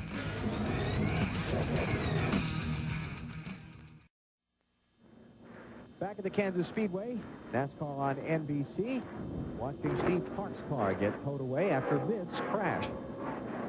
I see, well, he goes down the corner on the inside of Sterling Marlin. It's like the car just got loose, and he's got no place to go but in the wall. Unfortunately, Ricky Rudd barely squeezes by. And Alan, you talked about it, all that debris coming off the car as he comes off that wall. There goes a bar down, dragging across the racetrack. And all those cars behind him. Mark Martin was one of those cars right behind Steve Park that drove through that debris. On board with Todd Bodine. Watch this. I'll be backing down. Go low, go low. Come on, come on. They're clear. And when Steve got out of the car, I don't know who he's mad at himself and why. Looks like he's looking at the warning car, but he was on the inside of Sterling Marlin. He obviously feels like that Sterling pinched him down to the inside of the racetrack. It didn't look like it on the replays, but that's what Steve obviously thinks. Yeah. And anyway, Mark Martin drove through all that debris. Is that why you made a pit stop, Matt? Well, let's ask his crew chief, Ben Leslie, why did you pit back? Well, we gambled and tried to take 2 tires to get track position, and it was terrible on the car. Mark could not stand to drive it like that, so we come in and got 4 tires on it, made a couple adjustments, trying to get everything back to even paces. They're still working on the point leader's car, Marty. And that is Mark Martin soldiers on, trying to win, and not only Jack Roush's first ever Winston Cup, he's also trying to win the first Winston Cup championship for Ford since Dale Jarrett did so in 1999. The fact that Mark is even contending for the championship is a bit of a surprise to him because he said they had so many off-season changes. And also, 2001 was one of his worst seasons statistically ever since 1988. He didn't finish in the top, didn't win a race and didn't finish in the top 10 in points at the end of the year. But this year's been much better for Mark Martin, much more consistent. He has finished 2nd or 3rd in the championship race 7 times. Wants to win that first championship this year. Alan? You know, Mark's crew chief, Ben Leslie, talked about they were struggling. Mark restarted 8th in 6 laps of green flag racing, fell to 23rd on those 2 tires. So now I understand why he stopped and changed 4 tires. I thought maybe he was concerned about a flat. Yep. All right, let's check our Napa field summary. Drivers who have led today. Ryan Newman has led 54 laps, Kevin Harvick 48, Dale Earnhardt Jr. 10, Johnny Benson 2, Elliott Sadler 1. Cars out, that's the big number today. Out of the race, Greg Biffle, Ricky Craven, Dale Jarrett, engine failure there. Morgan Shepherd, Tony Raines, Casey Atwood, Ward Burton. Those last few involved in a crash that happened just a couple of laps into the race. Are you ready? Are you ready? Green flag. And Mike Wallace, as you can see, did not get that lap back. He's on the bottom trying to do so.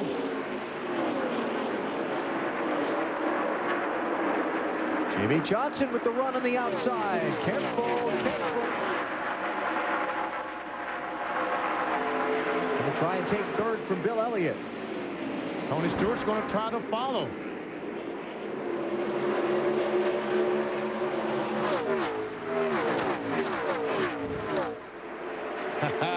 Elliott came back pretty strong off turn 4.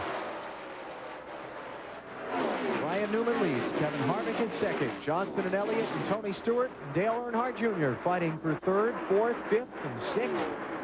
Jeff Gordon, Jeff Burton, Rusty Wallace, and Joe Nemechek just behind them. Steve Park has been checked and released from the infield care center. He is fine.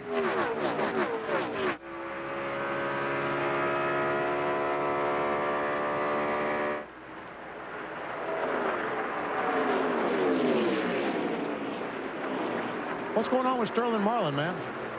Well, Benny, the crew guys down here in the Coors pit jumped up on the wall right before we went back to green. Sterling thought he had a tire going down. He just didn't clean the tires good enough.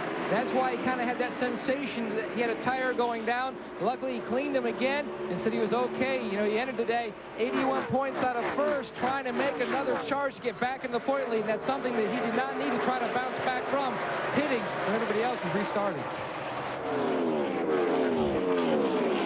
That's why you see the cars weaving back and forth, trying to clean those tires off, the debris off the tires before the restart. Who was loose there, Wally? What's that? Someone loose there? No, I was talking about cleaning the tires and what that meant. Picking up all the junk on the hot tires. Right now, Jimmy Johnson, if they paid points now, he'd be leading for the championship. But they don't. He's got to run the rest of the day. And we're not even halfway yet. About another 14 laps till we get to the midway point of this race. Here's Joe Nemechek, taking ninth spot from Rusty Wallace. Guy who desperately needs a good run. Joe is one of the guys who doesn't have a job for next year yet. Oh, Jeff Gordon going up around Dale Earnhardt Jr. Both these cars, 4 tires last pit stop, and Gordon must like his. Puts him into the 6th position. I am right. These were the first cars that changed 4 last time. Gordon and Earnhardt, correct? Gordon in my notes. Yep. Newman running pretty good laps out there right now, BP. Here's Joe Nemechek. Back to him for a second. One of the few rides that's not spoken for next year yet is this 25 car. Dave? Well, Alan, this is a great move for this team right now. A great run for Joe since taking over. I believe his best finish has been an 18th, so he's running in the top 10. And that largely due to the work of Peter Suspenzo, the crew chief that's come on board for this group now. A really good run for them. The last pit stop, they made an adjustment to fix a tight off the quarter condition, and it is handling better now for Joe. Why else would be a good day for Nemechek to have a good finish today? Why is that? It's his birthday. 39 years young. Oh, happy birthday, Joe. There you go. Maybe these guys will give you a better present than that. A little trophy and a victory lane kiss from the trophy queen. That'd be a good birthday, wouldn't it? Real good. Jeff Burton, 99. Rusty Wallace, 2. Let's see. 9th and 10th place there. And Rusty riding that winless streak that he talks about every time he gets around the microphone. 54 races now on the Schneid for Wallace. Tell you what, last time off turn 4, watch this. Martin comes up, and all of a sudden the car just seemed to get loose and go up the racetrack. He almost got in the wall, Wally. That looks exactly what Ricky Hendrick's car did yesterday in the Busch race off turn 4. Mark is back in 24th.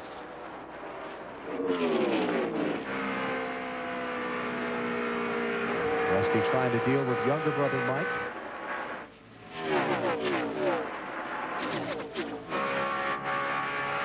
Mike Wallace, first car 1 lap down, 26th place. In fact, he's the only car 1 lap down. Everybody's either on the lead lap or 4 or more laps down, besides Mike Wallace. From all the accidents and the people going on and off pit road, making repairs and things that we had early in the race.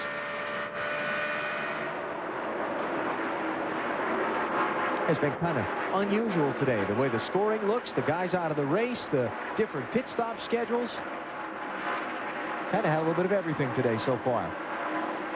Ryan Newman has had a lot his way today. He and Kevin Harvick have been the dominant 2 drivers in the NASCAR Winston Cup Series race from Kansas Speedway on NBC.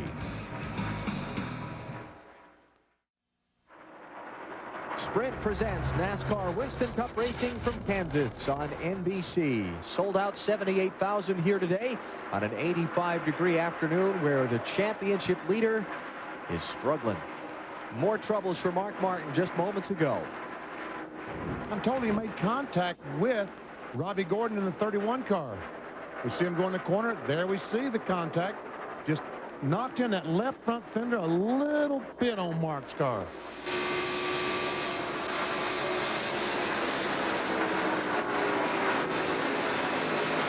Tried to cut across behind him and just wasn't quite cleared. Mark running in 20th place right now, and looked like the tire's rubbing on the fender, and he has stayed on track, so far he's hanging in there. All right, Mr. Weber, time to go through the field. You're the leadoff batter. Well, I thank you, Mr. Bestwick, and I just want you people scoring at home to know that we've been trying to do this since lap 30. It's lap 133, but we're proud to take you through the field right now. Starting with the race leader, Ryan Newman. His last pit stop, no tires. They wanted to take tape off the grill and make a chassis adjustment, and that's all they did. Ryan's on the same tires that he put on lap 78, but he's still leading. Marty? Bill, last time Kevin Harvick took on only 2 tires. He was tight the run before, 2 runs before this, loose the run before this, and now it's the best it's been all day long. These guys really need a good finish. 4 finishes of 18th or worse, including 3 of 30th or worse. Dave? Jimmy Johnson's car was not good getting into turn 3, so he adjusted his line a little bit and waited for the tires to come in. It's now better, he reported on lap 123, just a little bit tight off. Marty? Dave, Bill Elliott's in 4th. He came on the radio during the last caution, said, this is the best set of tires I've had in a long time. Ray Evernham told him on the radio, you are the rocket ship today. This is the car that won Indianapolis and Pocono earlier for Bill this year. Jeff Gordon behind him on the track. Jeff said it's going to be hard for us to lead today because anytime I get clean air, my car gets loose, and passing is very difficult today. He's driving the car today that won here last year, Bill. 4 tires on the last stop for Dale Earnhardt Jr. He says the changes that were made last time makes the car push up in the corners. Jr. asked the crew to please just make the changes that I asked for. As for Tony Stewart, just 2 tires on his last stop. He says this car is just a little tight under these conditions. Comes in off back-to-back, top 10 finishes. 3rd in the points, 3 wins this season. Tony looking for number 4. Dave? Joe Nemechek, who ran the Busch race yesterday and got this place figured out very well, has a brake pedal vibration.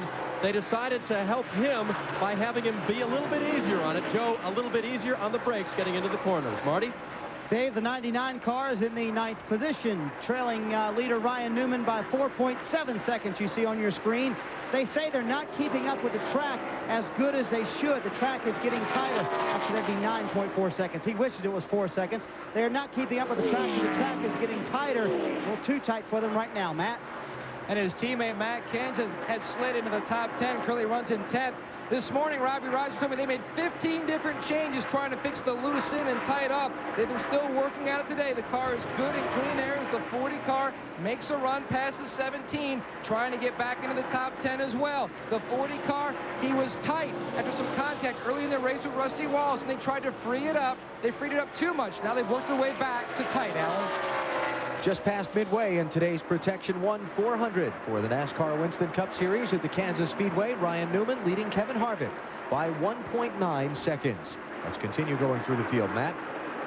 The leader's teammate, Rusty Wallace, currently runs in the 12th position. The car is still a little bit loose, but his biggest concern, just the windshield. He keeps complaining about the windshield being dirty. He's trying to end that 54-race winless streak, Marty. John Andretti's having a nice run. They have not had a top 10 since Sears Point way back in June. The car is a little bit tight. They took 2 tires last time. It's made it tighter. I talked to Kyle Petty this morning. He said that John has told him he will be back in the 43 car next year. Now all they have to do is sign the contract. Matt? Marty, Terry Labonte was really starting to get on a roll late spring, early summer, but his last 7 races have been finishes of 30th or worse, trying to get back on some of that good momentum.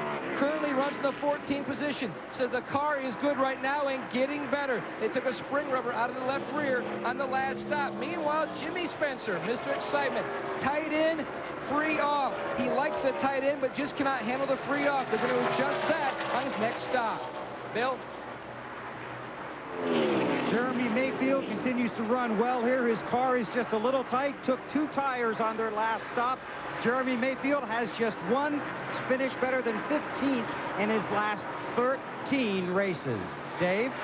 10 car of Johnny Benson. Remember that 2-tire stop? It was not good at all. They took on 4 tires on lap 103. Then they saw smoke from the car and came in on lap 113. They had a right rear tire rubbing. They fixed a little loose condition with some wedge as well. Matt?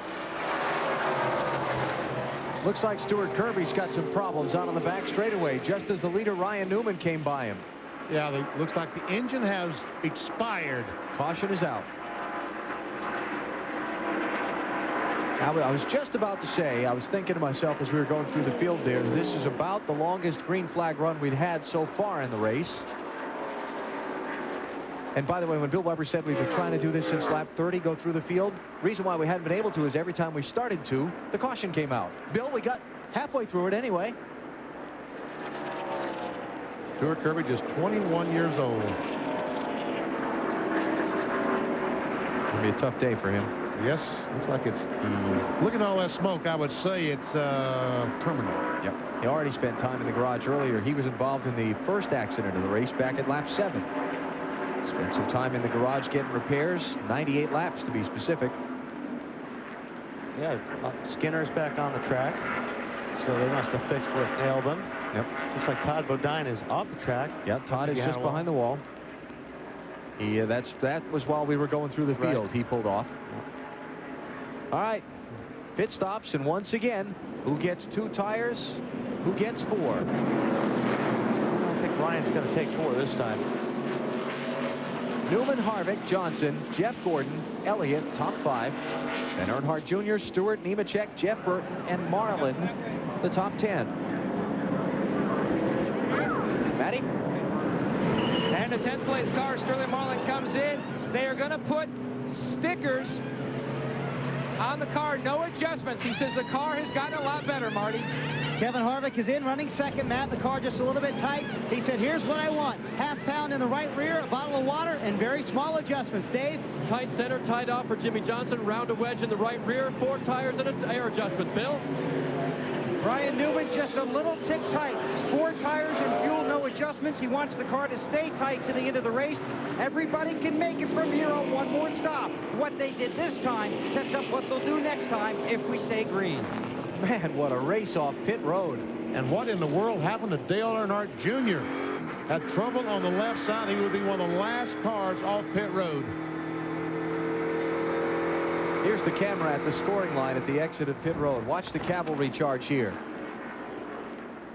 Oh, Elliott, Gordon, and then it's looks like Harvick. Yeah, Jimmy Johnson. And they're still coming.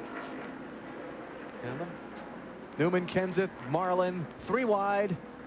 And we still haven't seen Junior. Still haven't seen him. Sound like we should be waiting for the Jeopardy music. Wow, he did lose a lot of spots. Oh, something happened like a wrench broke or something on the left side.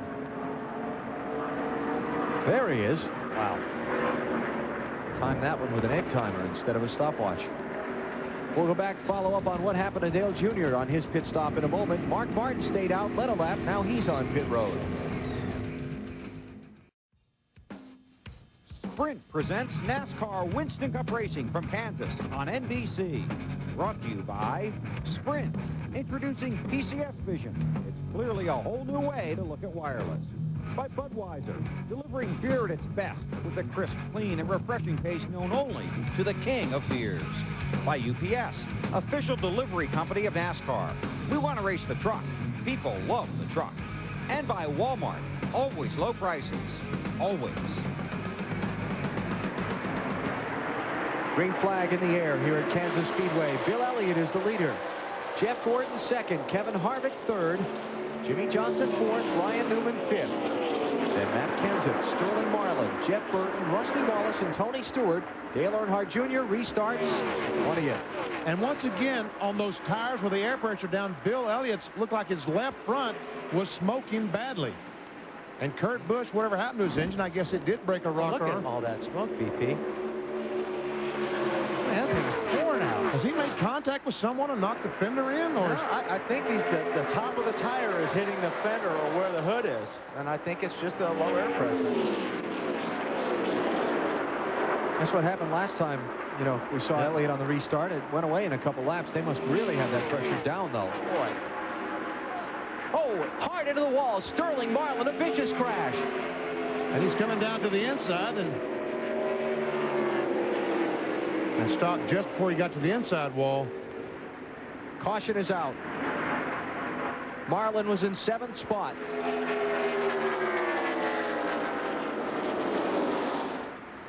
All right, startled.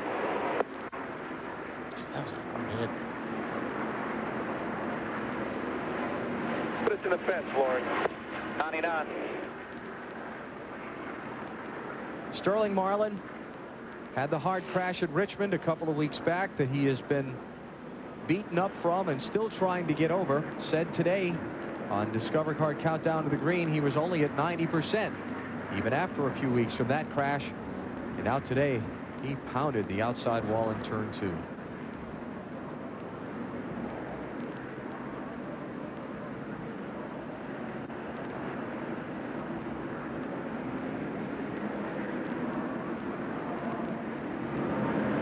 I know that he has the breath knocked out of him. I know he doesn't feel like getting out of the car right now, because when you hit the wall that hard, as I've said before, all the air leaves your body, and it takes you about 2 minutes, it seems like, to get a breath. Yeah, he had the brakes on when he was coming there towards the inside wall there.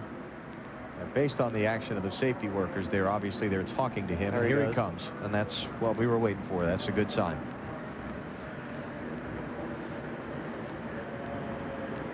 So we know that he made contact with the 99 car. Let's see how it happened. There he's coming off the corner. And all of a sudden... it wasn't the 99's fault on that one.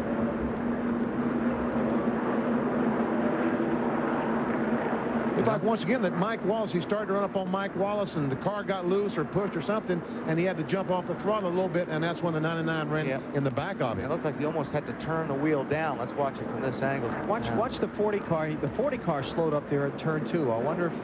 Well, I think he slowed up, like Benny said, because he was all over the 14 car. I think the 14 car was why that he slowed up. I'm sorry, I meant the 48 car. Oh. Jimmy Johnson was just in front of them, and he way woed up in turn 2 also, and then this happened behind him. Dave, did something happen to the 48 car? Well, his car was very, very loose on the beginning of that run on sticker tires, guys. And in fact, he radioed in and said, wow, is this thing loose? Marty? Well, and Dave, a very dejected Jeff Burton came on the radio. He said, I did the best I could. I tried to get checked up, but I just couldn't do it in time. I did not mean to hit him, but I did hit him, but just barely. Man, what a crash. We'll go on board with Rusty Wallace and see what he saw from inside the Miller Lite car and just listen to it. Going in front of you. You're clear. Clear. Inside only. Inside only. Inside. Clear. To the caution. I think in 99 they got into Sterling after Sterling was already out of control. Well, Bill Weber said at the top of our broadcast, you can't win the championship today, but you could lose it. Sterling Marlin's title hopes have just taken a beating at Kansas. Welcome back to Kansas, and a big development for Bill Elliott, who had been one of the top 3 cars all day long. Ryan Newman, who was running around Bill Elliott, suggested that he come down pit road. The rub on the fender was too much for the left front, so they used this fender roller, and they rubbed it up on the top of the tire. That moved the left front fender up just a bit. Bill lost a lot of track position, but should not have a tire rub, and we're back to green. Elliott goes from running up front to 22nd place by making that stop. Now Jeff Gordon is the race leader.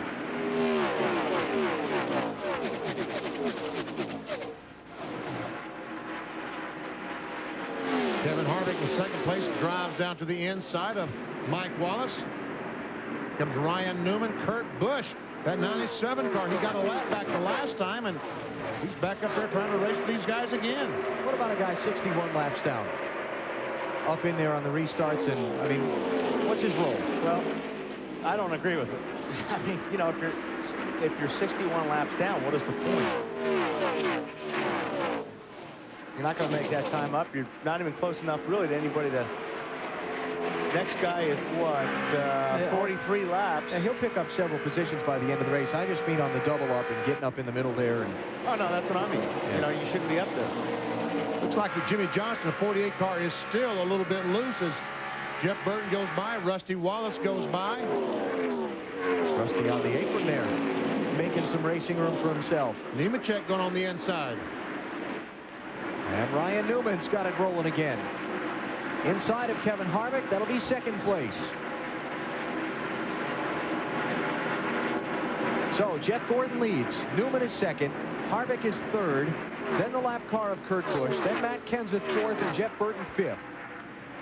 Then you've got Rusty Wallace, Jimmy Johnson, Tony Stewart, Joe Nemechek, and Jeremy Mayfield making up the top 10. And in fact, shuffle that up as Nemechek and Mayfield have gotten by Stewart.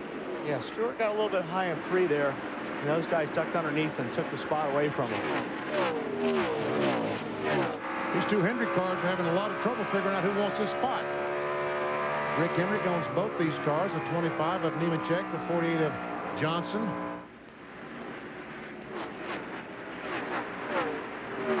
And Nemechek looking to the inside for 7th place.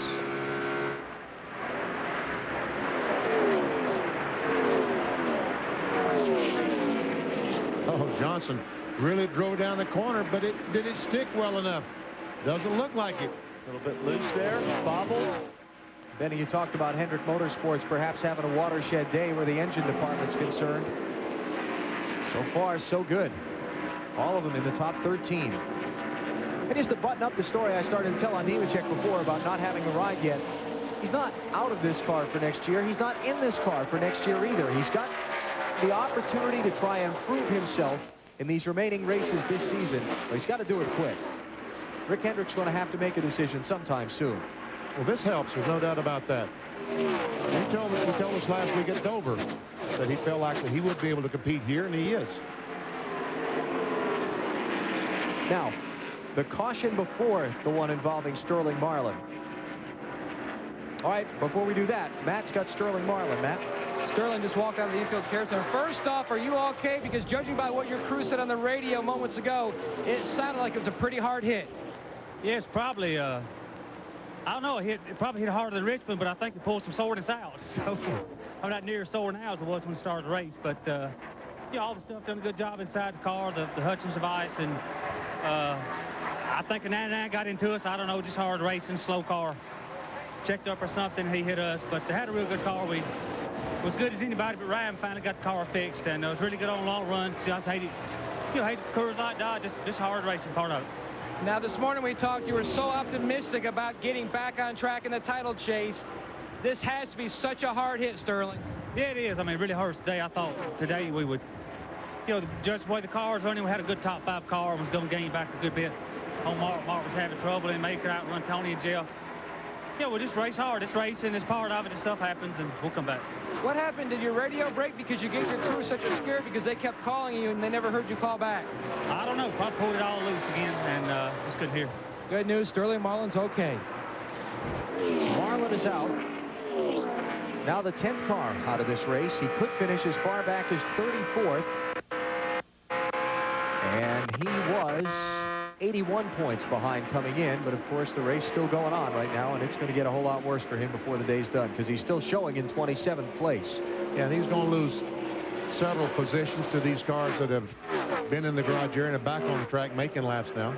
And by the way, Todd Bodine has just been retired from the race also, so the 26 car's done.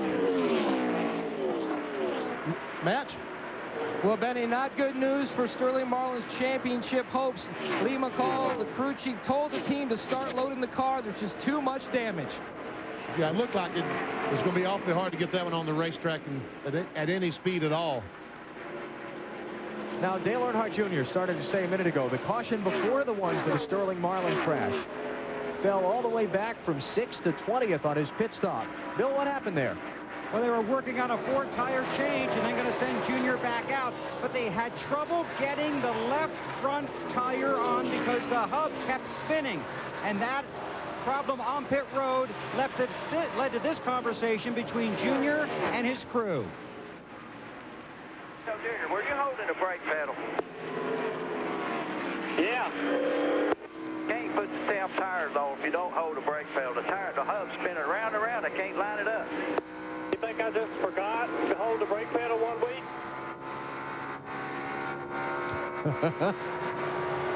And now the question arises, if Junior did have his foot on the brake, which he said he did, Wally, Benny, you've got to put your foot on the brake so those wheels don't spin, because once you take your foot off the brake, the hubs turn, you can't get the tire squared, you can't set it on the studs, and you can't put the tire on and then tighten it. So if his foot's on the brake on that left front and it's spinning, there might be something bigger wrong there. Yeah, that's exactly what I'm wondering is, how was the left front hub spinning if he had his foot on the brakes? It doesn't look like they use some brakes here, because I've seen on some of the tire changes, when they take the front tires off, I see the brake dust on pit road, so they're using some brakes here. And what makes it even more strange is it was only on the left front. Everything else went well. And he's got another pit stop yet to go, so that could be interesting at the end of the day. Yeah, but then if that's the problem and they don't know what it is, you would think they wouldn't change tires. Yeah, that's true, Bill. Change 3. I don't know. We'll see. We'll follow that as we get to that final set of pit stops for Dale Jr. He's worked his way back up to 13th from 20th, where he restarted on lap 147. The only thing I can think of is he's got some kind of problem with the left front brake caliper. But he'd feel that going into the corner and getting on the brakes. Jeff Gordon is the race leader. Gordon told us after crashing out of the Dover race last Sunday, he needed a victory. He needed to come back to Kansas and win this race just as he did a year ago if he was going to have a shot at the NASCAR Winston Cup Championship. He fell 190 points behind the leader, Mark Martin, after that crash last Sunday, Marty. So far, so good for the 24. They have definitely come in here with a new resolve today, Alan. And I talked to Robbie Loomis, the crew chief, this morning. He said he and Jeff Gordon had a long meeting in his office Monday morning. They decided to take every weekend as 3 battles. They wanted to qualify up front. That was the first battle on Friday. They wanted to get the car right on Saturday for the race. That was the second battle. And today, they want to win the battle. They know this race is very important. They have more horsepower than they've ever had here. And they know they need to win if they're going to win their 5th Winston Cup championship. Nothing like a lot of horsepower, Benny. Nope. I don't know what kind of horsepower gain we're talking about, but 10, 15 horsepower makes a lot of difference getting around these racetracks. You saw 8th place change hands between Tony Stewart and Joe Nemechek, with Tony moving up. And we are just past 250 miles in the race. And my guess is that Hendrick Engines is not finished trying to find horsepower, because Wednesday night in Charlotte, North Carolina, in a restaurant, I saw 3 GM engineers in the engine department arrested very close to Hendrick Engines. So they're still working, trying to find power. So are you insinuating they were working late evenings? Yes, they were working very late. Uh-huh. And you're not going to drop the name of the restaurant?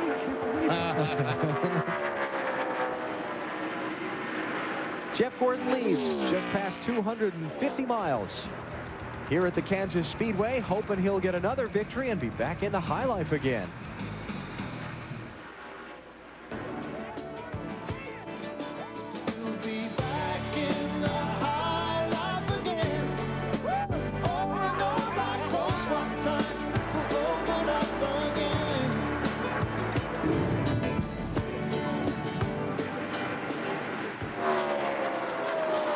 Back live at Kansas, Jimmy Johnson, second in the championship, is just slowed on the racetrack. I see no smoke. It's like it's a flat tire or something. Dave, what are they saying? Right rear. Jimmy radioed in. I got a flat or something. Now he just told the crew right rear, I believe. So they'll definitely change 2. Now they think it's the right rear instead of 4. And we'll just wait and see now. Remember, coming into today, second in the points, trying to win the championship as a rookie, unheard of in NASCAR Winston Cup competition.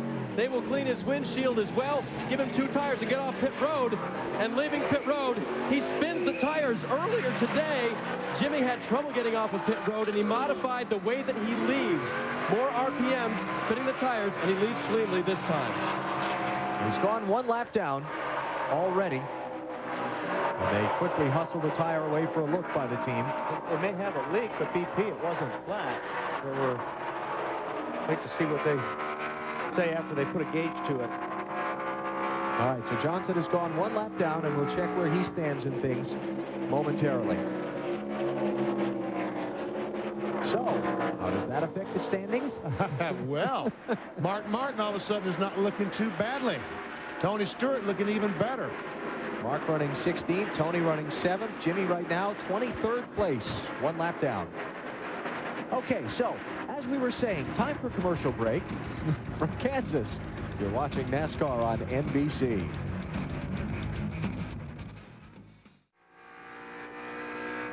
The excitement of Notre Dame football is back on NBC Saturday, 2:30 Eastern. The Irish hosting Stanford. I don't know if you caught last weekend's dramatic comeback over Michigan State, but it's got the Irish unbeaten and climbing the college rankings, and now they set their sights on the Cardinal. Notre Dame coach Tyrone Willingham takes on his former team for the first time. Stanford Notre Dame from South Bend, Saturday, 2:30 Eastern on NBC. Jeff Gordon. Irish eyes and everybody else in the 78,000 here at Kansas smiling on him right now as he leads the Protection 1 400. By about 2 1/4 seconds over Ryan Newman. You saw the gap there growing between first and second. Got 22 cars on the lead lap, 10 cars in the garage area, and 1 more set of pit stops to go if the race were to run green from here to the finish. Second place, Ryan Newman. Updating Jimmy Johnson. Saw the green flag pit stop for him a moment ago. It's got him a lap down in 23rd place. Dave, what'd they find? Alan, here's the first car a lap down. This is the hole that the crew found on the right rear tire. Remember, there's only 3/32 of an inch of rubber under here, and then, of course, the cording and everything else, but that much can win or lose you a championship. And now Jimmy has been very silent on the radio. Has not said a thing since he's been back out. Just trying to make laps and keep his car going. Hopefully get a chance to get his lap back late in this race. Little things the championship can turn on. A little cut. Well, that was a good call on Jimmy's part. And fortunately, it happened towards the back straightaway in a 3 instead of turn 1, or he could have even lost a lot more time. So again, Johnson a lap down in 23rd place. Mark Martin in 14th. Tell you what, as many times as Mark's been on pit road today, for them to be running 14th, yeah, they have really kept after it. You got Tony Stewart in 7th, Jeff Gordon leading, and Sterling Marlin crashed out of the race a little while ago, and he's probably going to finish 34th. All the caution flags we've had today has been the greatest thing in the world for Mark Martin because, as you said, he's been in the pits every time the caution flag came out. He's made 2 or 3 pit stops. He and Ben Leslie have been talking, and they've been working on his car all day long, and they seem to have it a little bit better than it was at the start. Next weekend, Mark hoping to take a lead in the NASCAR Winston Cup Championship to Talladega, the EA Sports 500. There is nothing like a Winston Cup race at Talladega anywhere in motorsports. If you've never seen one, don't miss it. Matt Yoakum, how about the 6 car? Well, you can't count him out yet, Al. His times are very close to what leader Jeff Gordon is running. On his last stop, they pulled the rubber out of the right rear. They topped it off of fuel on lap 151. Marks likes the changes they've done to the race car. He said, this car has started out on this run a lot better than it has all day. So he's very much liking the way the car is handling now, currently running back in the 14th position. So there's Mark hanging in there in 14th, and Jeff Gordon on cruise control for the moment. And Bill Elliott, remember he made that extra pit stop under the caution a little bit ago just to get that fender pulled out from the tire.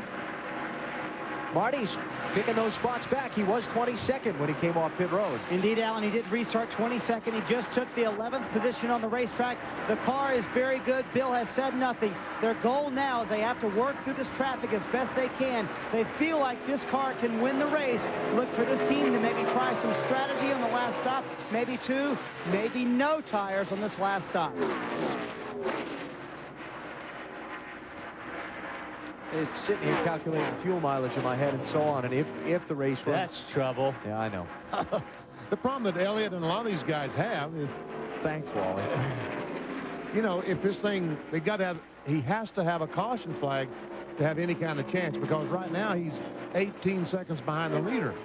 Jeff Gordon could stop, change 4 tires, and still be a long ways in front of Bill Elliott. Yeah. A lot of track position there. But we'll see how fast he is. Maybe we can check the speeds at the line, and you know, I'll bet we can do that. Let's see. Here just comes. Because you asked. All right. Jeff Gordon, obviously he's got the fastest time. Still has. Hey, how about Jeff Burton with the quickest lap so far? Take that back through the top 10. Tony Stewart.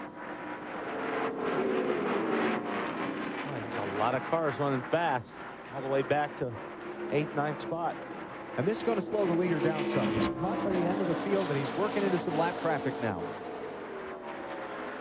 See Labonte's car damaged. Labonte involved in the first accident of the day way back at lap 7. He's on the racetrack 5 laps down. 5 laps down in 25th. Last car in the lead lap is at 23, Kenny Wallace.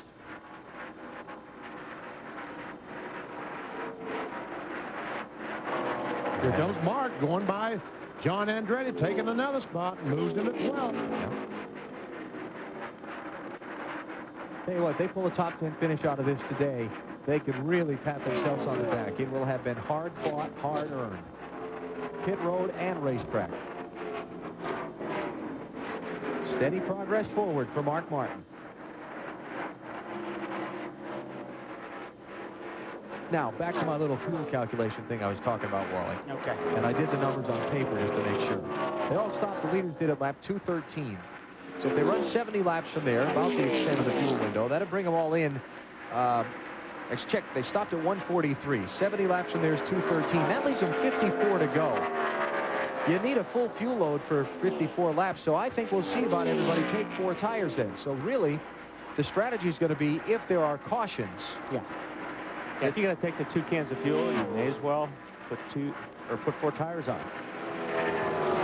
Elliott in the 9 car moves up on his teammate Jeremy Makefield and goes by him, puts him into the 10th spot. Continuing a rally back from 22nd place after the extra pit stop at lap 150.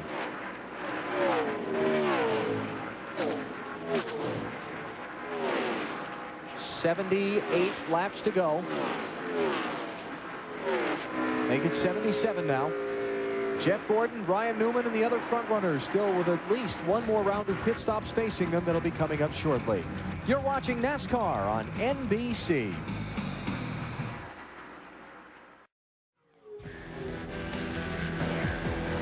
Time line, Jeff Gordon heading for the inside wall. I tell you, our season's been pretty interesting. You know, it just seems like when just when we seem to get some momentum, things going, then it goes back downhill. You won at Kansas a year ago. Can you recapture championship momentum at this point? I'm going to have to, aren't I? Because if I don't win there, we got to get something going our way. We had a glimpse of hope for the championship, and these last 3 weeks have been horrible. And that soundbite last Sunday afternoon set the theme for the entire week for this race here at Kansas. Gordon came here 1 year ago on his way to another championship and won. He comes here this week trying to get back into the race for the championship. 190 points out in 5th.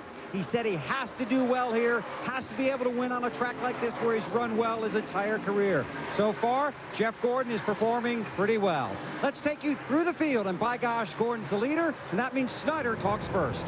There you go, Bill, and the Jeff Gordon you just saw a moment ago is not the Jeff Gordon that can win championships. They've had 2 DNFs in the last 3 races. They know that's not the way to win championships. The way to do it, running out front like they're doing right now, a little bit too loose in the clean air for Jeff Gordon, Bill.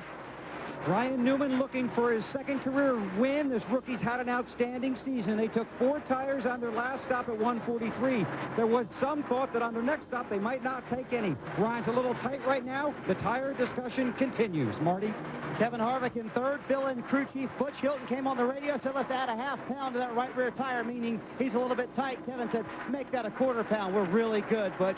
Behind him, Jeff Burton, the fastest car on the racetrack right now. He said we're definitely going in the right direction. I need to be a little bit more free, and then I can compete for the win. Matt? Marty, Rusty Wallace expected to pit about 6 more laps. He says he's found a good line through turns 3 and 4. It's helped improve the car's handling, which has been tight, but it's still extremely tight. Then in turns 1 and 2, they're going to make an air pressure and wedge adjustment. Meanwhile, the 17 car, we told you they made 15 changes before today's race, and much like Dover, they've worked on that race car all day. And lo and behold, it's in the top 6. They're talking about what adjustments to make. The car is tight right now, Bill. Tony Stewart, currently running in the 7th position, says the car is turning much better now. It was a little free at the beginning of this run, but getting much better.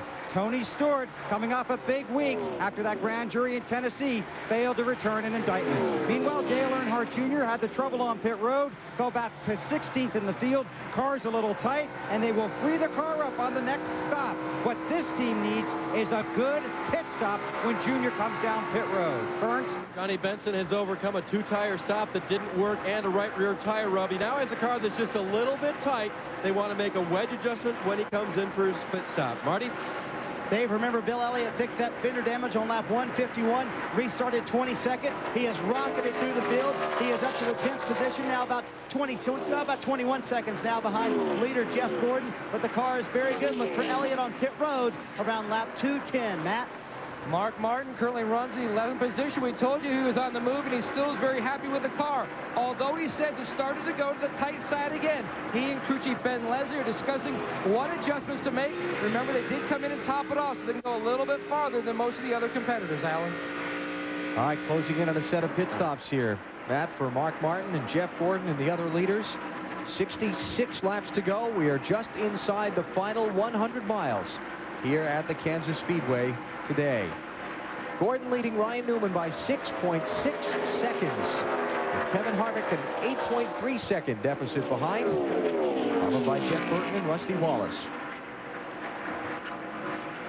17 cars on the lead lap now. Ricky Rudd and Jeff Green, along with John Andretti, have been overtaken by leader Jeff Gordon. Andretti, because he's on pit road now, opening the window of these final stops.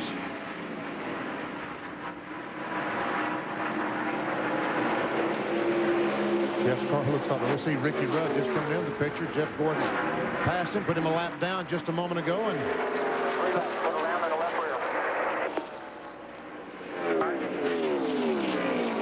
Robbie Loomis, Jeff Gordon's crew chief.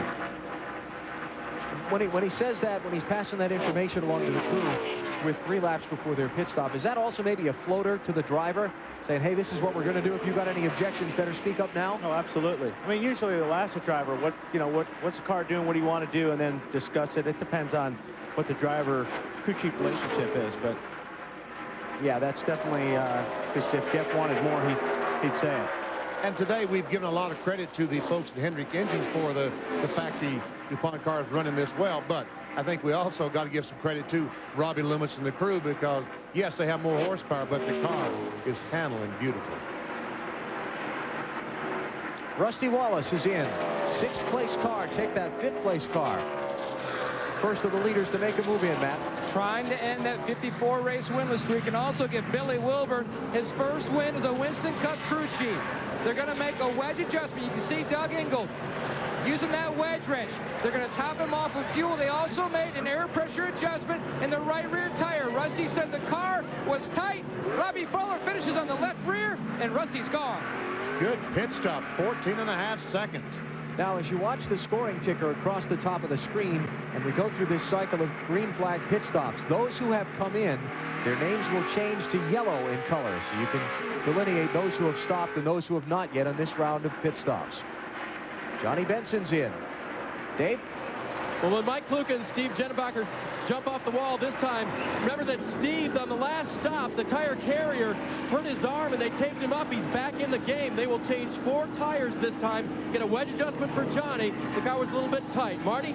Leader Jeff Gordon is in, Dave. They pull the tearaway off so he can see a little bit better. He is a little bit loose. They make a wedge adjustment. They also add a ½ pound to the right front tire for Jeff Gordon. A little too free in that clean air, but he really likes the car. Clean air is the best place to be here at Kansas. A little long on the left front, Bill. Boy, Ryan Newman just missed hitting another car on pit road. No contact, a little tight from the middle off. It's 4 tires and fuel, 1 round of adjustment on the wedge to try and loosen them up just a little bit. Ryan Newman looking for career win number 2. Marty. Kevin Harvick just left pit road, Bill. He had on stickers that last run. They put scuffs on this time. They think he's going to be faster at the beginning of a run.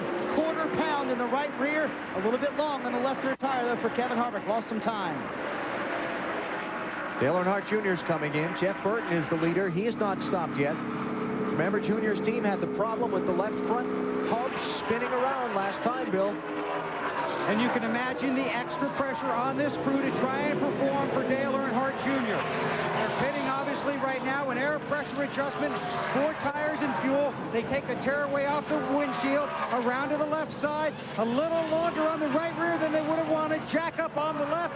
Left front going on. Didn't seem to have the problem with the wheels spinning. Now waiting on the left rear. They did not have the stop they wanted, Marty. Too tight for his liking. He wanted it a little bit tighter because it was a little too tight for him. They made a wedge adjustment, also an air pressure adjustment. It'll be 4 tires. They were the fastest car for much of that run. Problem is they don't have the track position to catch the leaders. Mark Martin now the race leader. And he slows in turn 4 and comes to pit road. Kevin Harvick is coming in also. That's his 2nd stop. So something's gone wrong there for the 29 team. My guess is a wheel has been left loose, not tightened down. We'll watch Mark Martin's pit, Matt. And the point leader, Mark Martin, comes in for his final scheduled stop. This will be a 4-tire change, Marty. I don't see any wedge wrenches going in the back window. They're putting out scuffs. Kevin Harvick came in, and he had the long time here because they did not get the left rear tight. We talked about that. It was a long pit stop. They were trying to tighten the left rear. On the first stop, did not get all the lugs tight. He felt a vibration immediately on the track. Had to come back down pit road. Kyle Petty, Robbie Gordon are now the top 2. When they stop, the cycle of pit stops will be completed. And the lead will go back to Jeff Gordon. There's Kyle. He's the leader. Something wrong for Jeff Burton? Sure doesn't look like it as he comes up right behind the 23 car. Yep, it looks like it on pit road. Recall is just on 9,050. He overwound the engine. Like we're going to be able to make him. Got 57 to go. Did you hear him say over-rev the engine on pit road, leaving the pits? And so Burton will fall back. I have no idea. Okay, well, we are good to go. We are good to go on fuel. We'll just ride it out and see what happens. All right. Till she blows, TP. Yeah. Kyle Petty and Robbie Gordon have both stopped. We did a great job today. We aren't going to get down about this. We did a great job today. Jeff Burton being a cheerleader. Good stuff. Yeah, man, we'll just keep doing the best we can here. We're going to be okay. Do all we can. All right, so Jeff Burton right now hanging in there in 6th place, and we'll see how things shake out for him. Jeff Gordon had a 7.2-second lead on Ryan Newman when he pits. We'll check the gap from him back to Newman in a moment, but Newman's not the 2nd-place car. Jimmy Johnson is the 2nd-place car, and if a caution can come out now before he has to stop.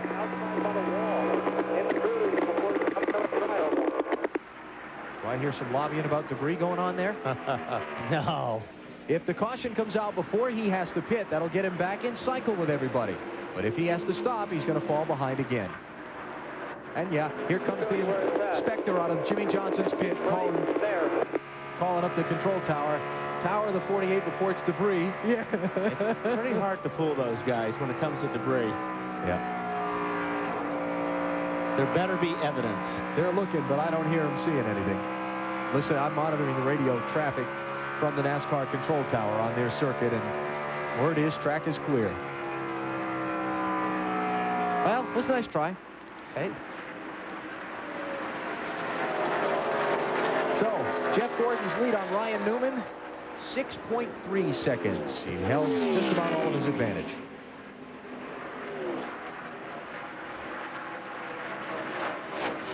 The real loser in that pit stop was the 29 car of Kevin Harvick having to come back in. Tony Stewart. What's going on with Tony, Bill? Just had a routine stop, good stop, 4 tires and fuel to get to the finish. A slight air pressure adjustment. His car starts off a little free, but then comes to him deeper into the run. So a routine stop for Tony. He's going to go to the finish if we stay green. Alan, you talked about if a caution should come out right now, Jimmy Johnson would be okay. He'd be back on the lead lap. But unfortunately, he would have to make a pit stop. And I'm not sure that these guys, many of them, would go in the pits. I think a lot of them would stay on the racetrack. Yeah, I'll bet half of them would go. You got 17 cars on the lead lap. If you're 8th place, 9th place on back, what do you got to lose by stopping? Yeah. You might. Yeah, I think you're right, Alan. And you would be on the lead lap. So, but he needs a caution for that. Yeah. And he needs it in about the next 25 laps. Now, make it 15 laps. Jeff Burton was still in 5th spot when those guys went by. He's now lost 2 more spots. You're trying to narrow it down. 15, 25. Well, I'm going back over my numbers and calculating. I know that's what the math problem thing. is. Fine. You're confusing Benny and I. That's why you always want me to calculate the tip when we get done with dinner on Saturday night. I have the. I know I was not good at math. Matt Kenseth and Stewart, 5th and 6th place here.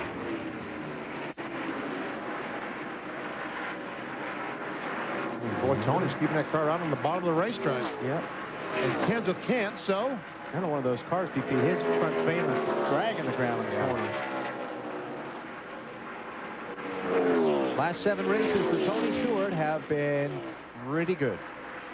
Finished ahead of the championship leader in 5 of the last 8 races. And he came into the day 74 points behind Mark Martin in the Winston Cup standings.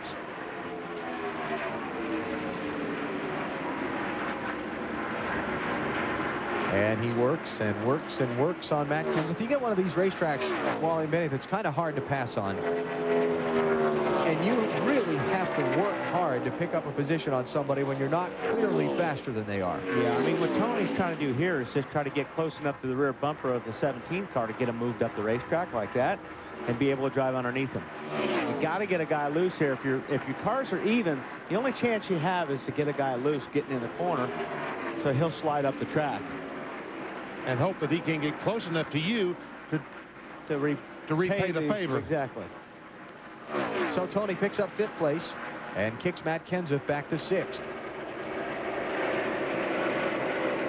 So you're talking about getting close enough to somebody to move them up the racetrack. There's a term for that. Yeah, here's what we talked about, the aero loose. If you're the guy in the front, the guy in the back's going to pull up. He's going to get right on your rear bumper. He's going to take the air off the rear spoiler, as well as pack a little bit of that air underneath the rear bumper, which creates lift in the back, which basically takes grip out of your rear tires.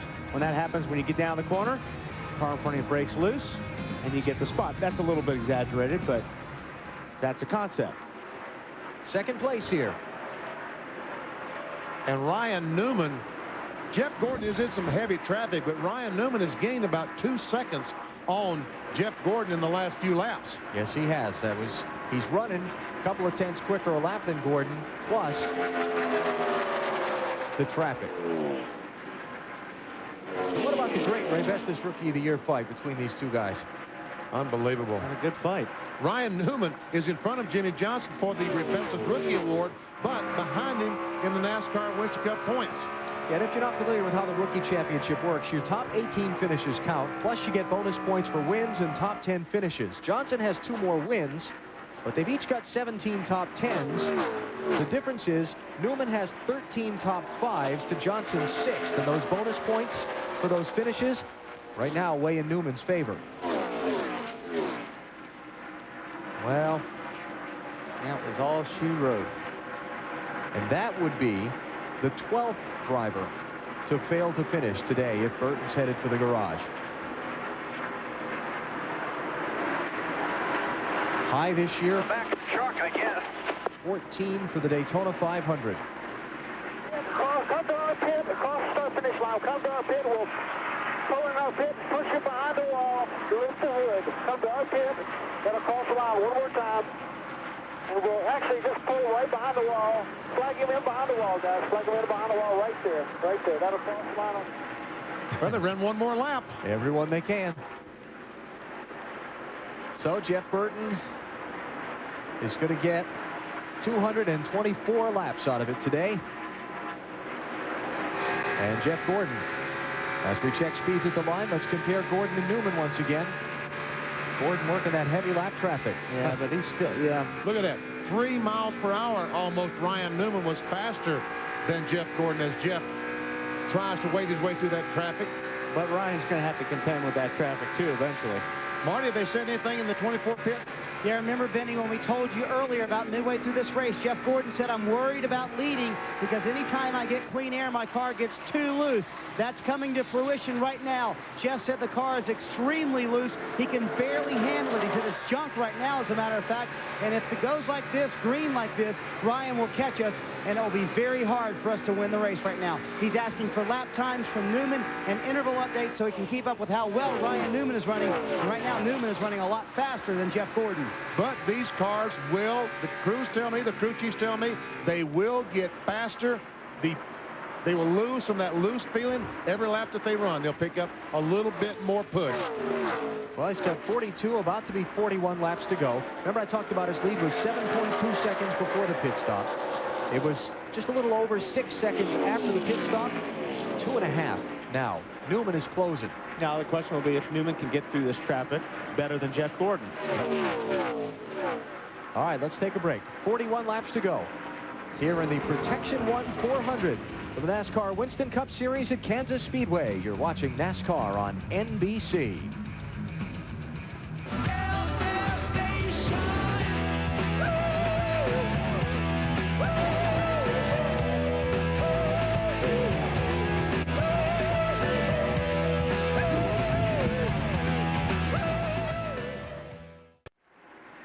Sprint presents NASCAR Winston Cup Racing from Kansas on NBC. Down to the final stages of this one.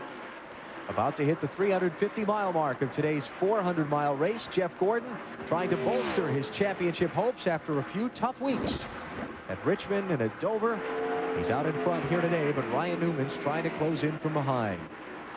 Speaking of tough days, Marty Snyder's in the garage with the 11th retiree from this race. And he climbs from the car, having just gotten the bad word that it is indeed a terminal problem. Jeff said you were kind of experimenting today. It looked like it was going pretty well. Then what happened? Well, we don't really know yet. It looks like something broke in the engine, but obviously I'm disappointed. We had a great day today. We ran well all day. Real proud of the effort we put in. I hate I got into Sterling.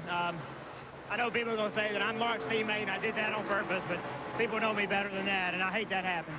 What happened there exactly? It looked like everybody just checked up in front of you guys. Well, 14 was a lap down, and he was trying to get by him, and he had a run on him, and it looked like he had to check up, and I was a little better than he was, and I just didn't get checked up in time, and I feel awful about it. The last thing I want to do is be involved in the championship hunt, and I hate that happened. All right, and you did hear him on the radio tell his team they knew we were here today. They had a great car. Dave? All right, the 48 car of Jimmy Johnson reluctantly giving up the 4th spot. There was no way that his 22.5-gallon fuel tank would take him all the way to the end of this race. They're going to give him 2 tires on the right side, increase the air pressures because the car is a little bit tight. They're also going to put a round wedge in the right rear as well and get it full of fuel. 2 tires are in. Jimmy, remember, better on his last couple times getting off pit road, and it's another great lead for Jimmy Johnson. Now, getting back to that Jeff Burton deal, I think once he sees that tape, he's going to realize he didn't cause Sterling to get sideways there. Sterling was already crashing when, he just touched the 40 car. So Jimmy Johnson goes back a lap down. Didn't get the caution he needed to get back in the sync of things, but the good news there for Johnson is that Jeff Gordon is putting so many guys a lap down, he can still get a half-decent finish out of this thing. Right now, there are only 11 cars on the lead lap. Right now, he's in, 16th. It'll take a second to shuffle out here. We'll find out right now. 18th spot. So he should be able to pass a few of these cars before it's over with. So all things considered, it might not work out all that badly for Jimmy Johnson. And Jeff Gordon talked about, you know, the car was bad, it was loose and what have you. It looks to me like watching these speeds as he runs these laps, that car is getting better and better because the car is going faster and faster. Yeah. He started to open that gap up on Brian Newman again. It was down to 2.5 seconds. It's up to 3 1/3 now, so he's starting to move away from him. Just joining us, let's give you our Pepsi race recap. Let you know what's happened today. Here at Kansas, went green a little after 12:15 local time before a sold-out crowd of 78,000 on an 85-degree late September day. And trouble started early. Lap number 7. Tony Raines has a left rear tire get cut down. Bounces off Ken Schrader. The stack up behind him in tight traffic. 9 cars involved in the crash. By the time it was all over, all the drivers okay, but some days ruined before it even got started. The spate of early cautions continued when Michael Waltrip had a flat and hit the wall at lap 20, lap 30. Jack Sprague, Morgan Shepherd involved in this crash along with Schrader off of turn number 2. That was yellow 3 before we got through 30 laps. Dave Blaney, caution number 4, lap 44 off turn 4. Lap 77, Greg Biffle. Definition of loose when the back end passes the front end. And Biffle found that out the hard way in the corner. This is the Steve Park spin. Turn number 3 at lap number 112. That was the 7th caution of the race. We had one for debris in between the Biffle spin and that one. He thought Sterling Marlin might have had something to do with the accident. Lap 149 now. Sterling Marlin's hard crash that Jeff Burton was just talking about. The only one of the championship contenders to find real serious trouble today. A very devastating hit, but Sterling fortunately able to jump out of the car. He was okay. Lap 171, Jimmy Johnson, second place in the championship, comes down pit road running 6th. Right rear tire cut down on his machine, falls to 23rd, down 1 lap, has picked his way back to 17th. And that's the story of the day, the Pepsi race recap from Kansas City today. Robbie Loomis watching the cars go around the racetrack.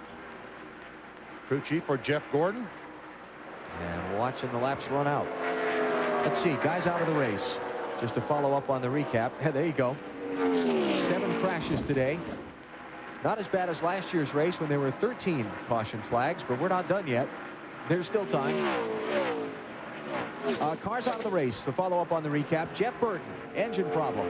Marlin in the crash. Todd Bodine is out. Jack Sprague, Greg Biffle, Stuart Kirby. Ricky Craven had an engine problem. That something knocked the radiator out of his car and cooked the engine. Dale Jarrett went out early with an engine problem, just 40 laps into the race. Morgan Shepherd, Tony Raines, Casey Atwood, and Ward Burton all out in the early crashes. Heavy day on attrition here at Kansas City today. Marty.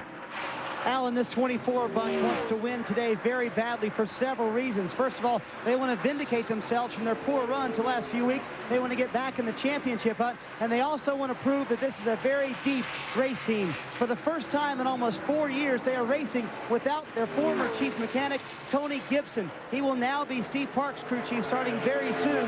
He left Hendrick Motorsports. Hendrick Motorsports doesn't lose people very often, but this race team wants to prove that they are very deep, and even something very important like losing their chief mechanic at the end of the season with 8 races to go. They want to show they can still win this championship. Jeff Gordon is running out front. This is a very important race for this team, and here's the guys on pit road that put them there. I'm Steve Letarte. I'm the rear tire carrier, and I'm from Cornish, Maine. Jeff Cravey, gas man, High Point, North Carolina. Caleb Hurd, Ketchikan, Pulaski, Virginia. My name is Craig Curion, front tire carrier from Sanborn, New York. Todd Gant, front tire changer, Kannapolis, North Carolina. Jeff Cook, I'm the jack man. I'm from Charlotte, North Carolina. My name's Shane Church. I change rear tires, and I'm from Winston-Salem, North Carolina. Race team is running well out front right now. The car a little loose for Jeff Gordon. Steve Letarte has been named the chief mechanic for Jeff Gordon. He has been here for 58 of Jeff Gordon's 60 wins. He's a young man, and the only reason he wasn't here for the first 2 wins wasn't old enough to get in the garage, guys.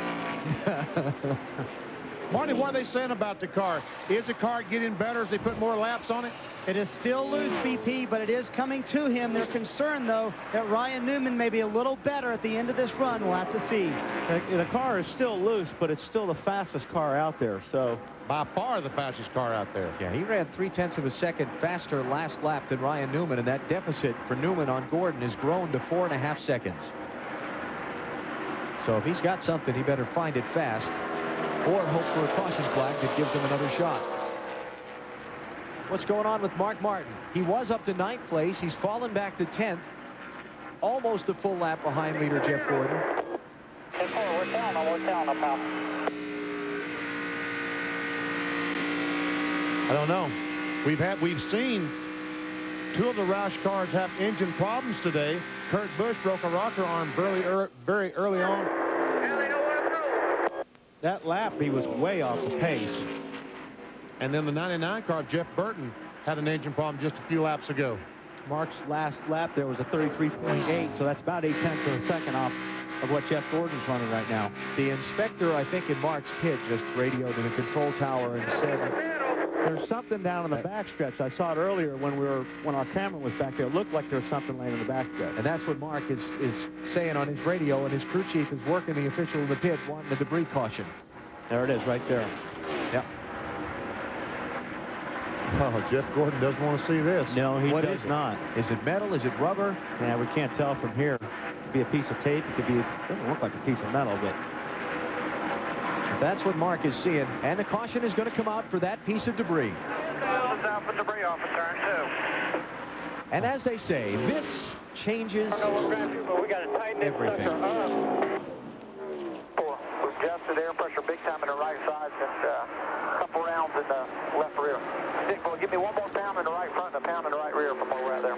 Well, it answers the question. Yeah. They're going to pit with just a few laps to go, but now somebody's going to stay out there. Maybe 2 or 3 somebodies. 11 cars on the lead lap. How much air you tighten that sucker way up? This sucker is loose. He wants it tightened up. Oh, boy. Now you talk about pressure on pit road. Crew chief's got to make the call. Only 18 laps to go. You don't need a full tank of fuel. Do I get 2? Do I get 4? Do I stay out, not come in at all? Well, I think the guys, I mean, you look at Jeremy. If I was Jeremy, I'd be seriously thinking about it, but boy. Jeremy Mayfield last on the lead lap? Yeah, talking about place, I would think, well, maybe I'll chance it. Staying out. Staying out. Yep. I would. Okay. But then, I'm not the crew chief on a 19 car. Glad I'm not. All right, but we are staying out. Uh-oh, who was that? That was Ryan Newman. All right. That could be the call. What was it? It's the Busch Series race here a year ago where Jeff Green stayed out and everybody else pitted on a late caution, and he held the track position to win. I think Jeff Gordon's he coming in? You think he's going to come in? No, he's not going to come in. No, he did not come in. Stays out. Now, Tony Stewart. Those guys, 5th, 6th. Yeah, here comes Tony Stewart. Bill Elliott. All right. Fourth place Stewart's the first one to come in. Top 3 stay out. Jeff Gordon, Ryan Newman, and Rusty Wallace stay out. Everybody else on the lead lap comes in. Now, 2 tires, 4 tires. What do we get? I think I'm going 4. Dave? Johnny Benson radioed in. There aren't that many behind us. Let's come in and get 4. Car a little bit loose. Wedge adjustment to help that, perhaps. But I don't see the wrench. They'll just take the 4 tires. Bill? Tony Stewart had to come in, and they just had to tighten up his car. They're using air pressure to do it, and a chassis adjustment. It's 2 tires, and Tony's on his way. And he wins the race off pit road with Bill Elliott right behind him. Oh, no. Championship leader's got problems, The Matt. point leader has stalled. They're pushing him down pit road. The car will not refire. They're saying the car was on 7 cylinders about 4 or 5 laps before that caution came out, Alan. Yeah, that's why the lap times were off so much, Matt. Looked like I saw a lot of black smoke out the tailpipe on that 6 car. Yeah. Which means raw fuel. Boy, that doesn't sound good, does it? Oh. Boy, oh boy. 17 laps from the finish. You guys in Livonia, Michigan, it will not be 8-hour days this week in the engine shop at Roush Racing. Okay. Bill Elliott and Tony Stewart got 2 tires. Gordon, Newman and Wallace, Rusty Wallace, stayed out, didn't pit at all. Look what Mark's doing here. I'm sorry to interrupt you, but look at him on the dash. He's flipping every switch he's got. Is it off or is it still running? I think it's running. I think he's just trying to go to back up. It is turned off. Curiosity. It is turned off. The car's not running, is it, Wally? It doesn't. I mean, he was trying to hit all the switches and the starter and everything, but I hear engine. Yeah, but he's not revving it.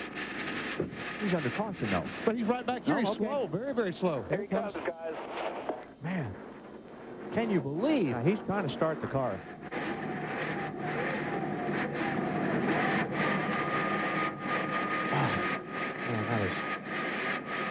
Can you believe? So 16 laps from the finish. They worked so hard to get that car back up in the... Last place running, 30 seconds.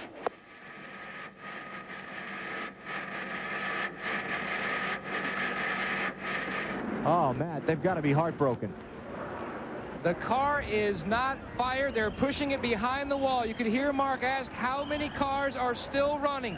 Points in mind, knowing Sterling Marlin had a bad day. Some other championship contenders have had a bad day, and Gordon is leading the race. They're going to raise the hood and see what they can find wrong with it. This could be a big dent. Remember, since 1991, when the season started that year, Mark Martin has led the points only twice, but he's never backed it up, leading consecutive races. He did it, but he may lose it here, depending on how the day ends, Alan. Just looking at the scoring right now, if he doesn't run any more laps today, Matt, he's going to finish about 25th. A lot of the guys that are out on the racetrack, like Michael Waltrip and Jerry Nadeau, are 28 and 32 laps down. So some of those guys are going to pass him. It could be a little worse than 25th. It could be 28th or so. We'll see. Man, oh man, so close to the finish. Usually when it goes down 7 cylinders BP and it dies, that's usually not fixable. Not a good thing. Got horsepower of another kind coming up next on NBC. It's the Road to the World Thoroughbred Championships. The top horses in the final tune-up races. Closing in on racing's richest day, the Breeders' Cup, October 26th. It's the Road to the World Thoroughbred Championships next on NBC. You know, they might have to hold those guys in the gate a little bit longer because I think we might have a little overtime here at Kansas. Parade them around the racetrack one more time. Let those folks see those beautiful thoroughbreds. So Mark Martin is behind the wall with 16 laps to go in this race. And the first 3 did not pit. Jeff Gordon, Ryan Newman, Rusty Wallace. I'll tell you the guy who's looking pretty good on this deal, Bill Elliott. Yeah. Sitting there with 4 new tires. He's got the track position back. And he's restarting 5th.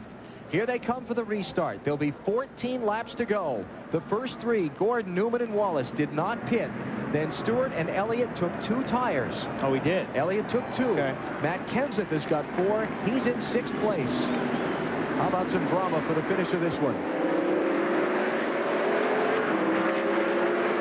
Now, Jeff Gordon is going to get an advantage because he's going to get to the bottom of the racetrack, and Ryan Newman will have to pass cars on the outside. One of them being a teammate. Yeah, one of them being Jimmy Johnson.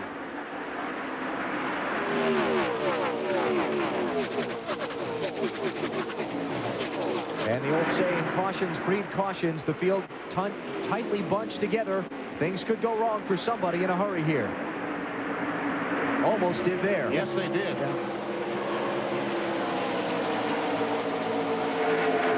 Tony Stewart and Bill Elliott did not get good starts at all. As a matter of fact, here comes Junior on the inside of Bill Elliott. Tony Stewart's been having a little bit of trouble today on the restarts. I don't know if it's a Gary. Contact there. Junior nudges the back of Stewart. Everybody gets away with it. But it was close. Now, you were just talking about Stewart having trouble. I don't know if it's a gearing in the car or what, but I saw that at least one other time today.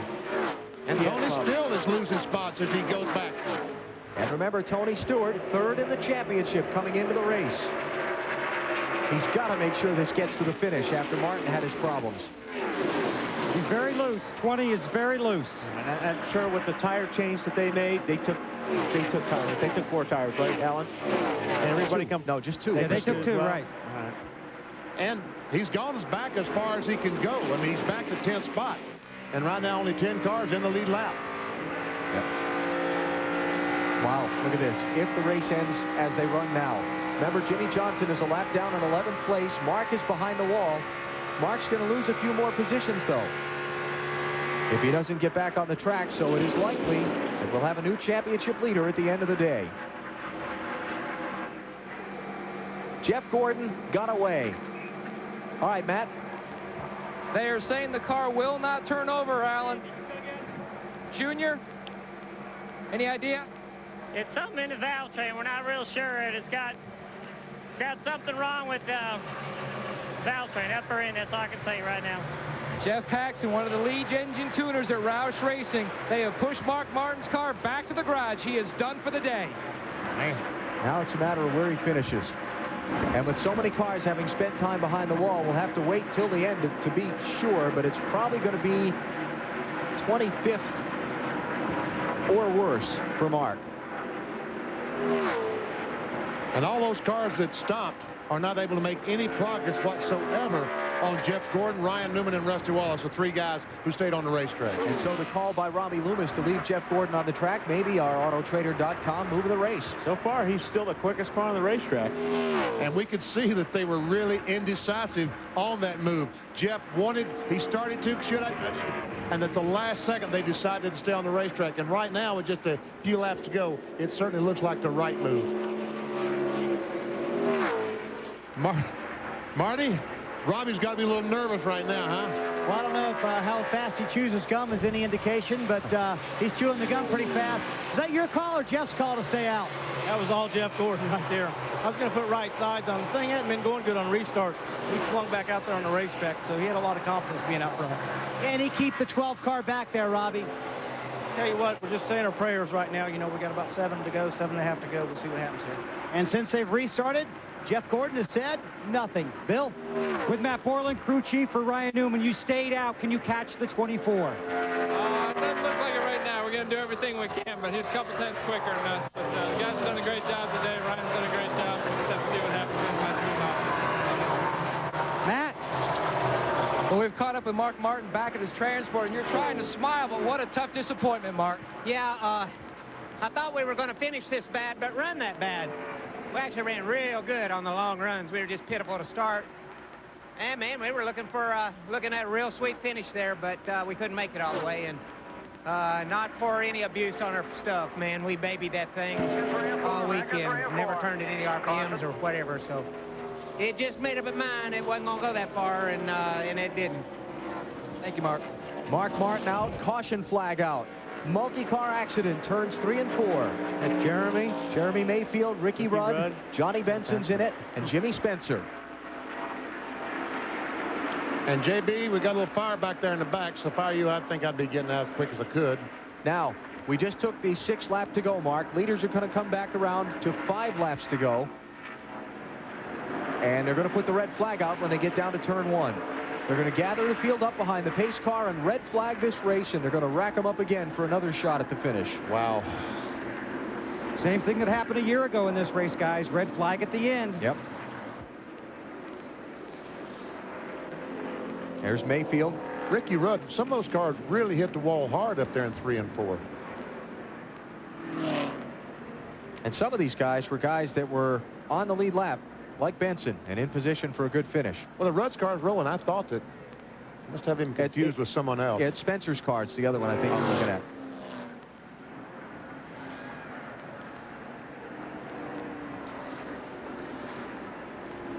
So, there's Jimmy. The bunny did not keep going and going until the finish of this one. Got caught up in a wreck. And he's hanging around. Is he hanging around the racetrack to say hi to somebody? All right, the field has been stopped as Ricky Rudd and Jeremy Mayfield bring their cars back around.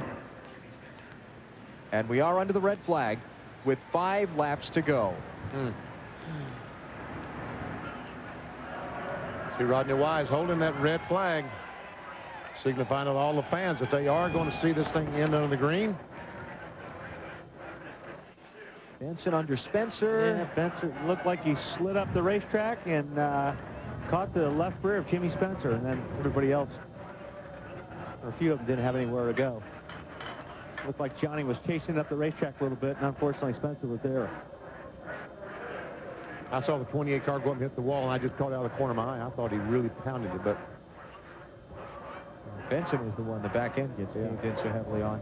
He's the guy that really pounded. That's where I see Rudd hitting the wall, and I thought that much worse than it was, but Benson, yeah.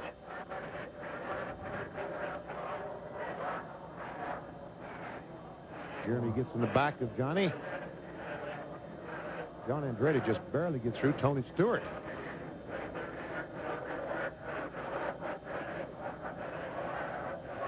And another look. They got this covered from all angles.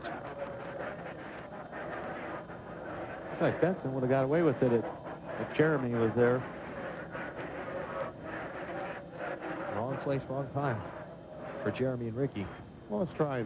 Surely one of these cars has an onboard camera. We can see the wreck.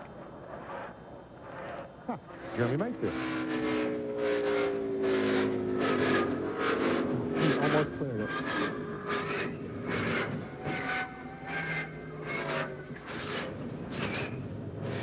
I don't like that sound. No, that sound is not a good sound. It looks like they finally have the fire extinguished. Yeah. Well, not yet.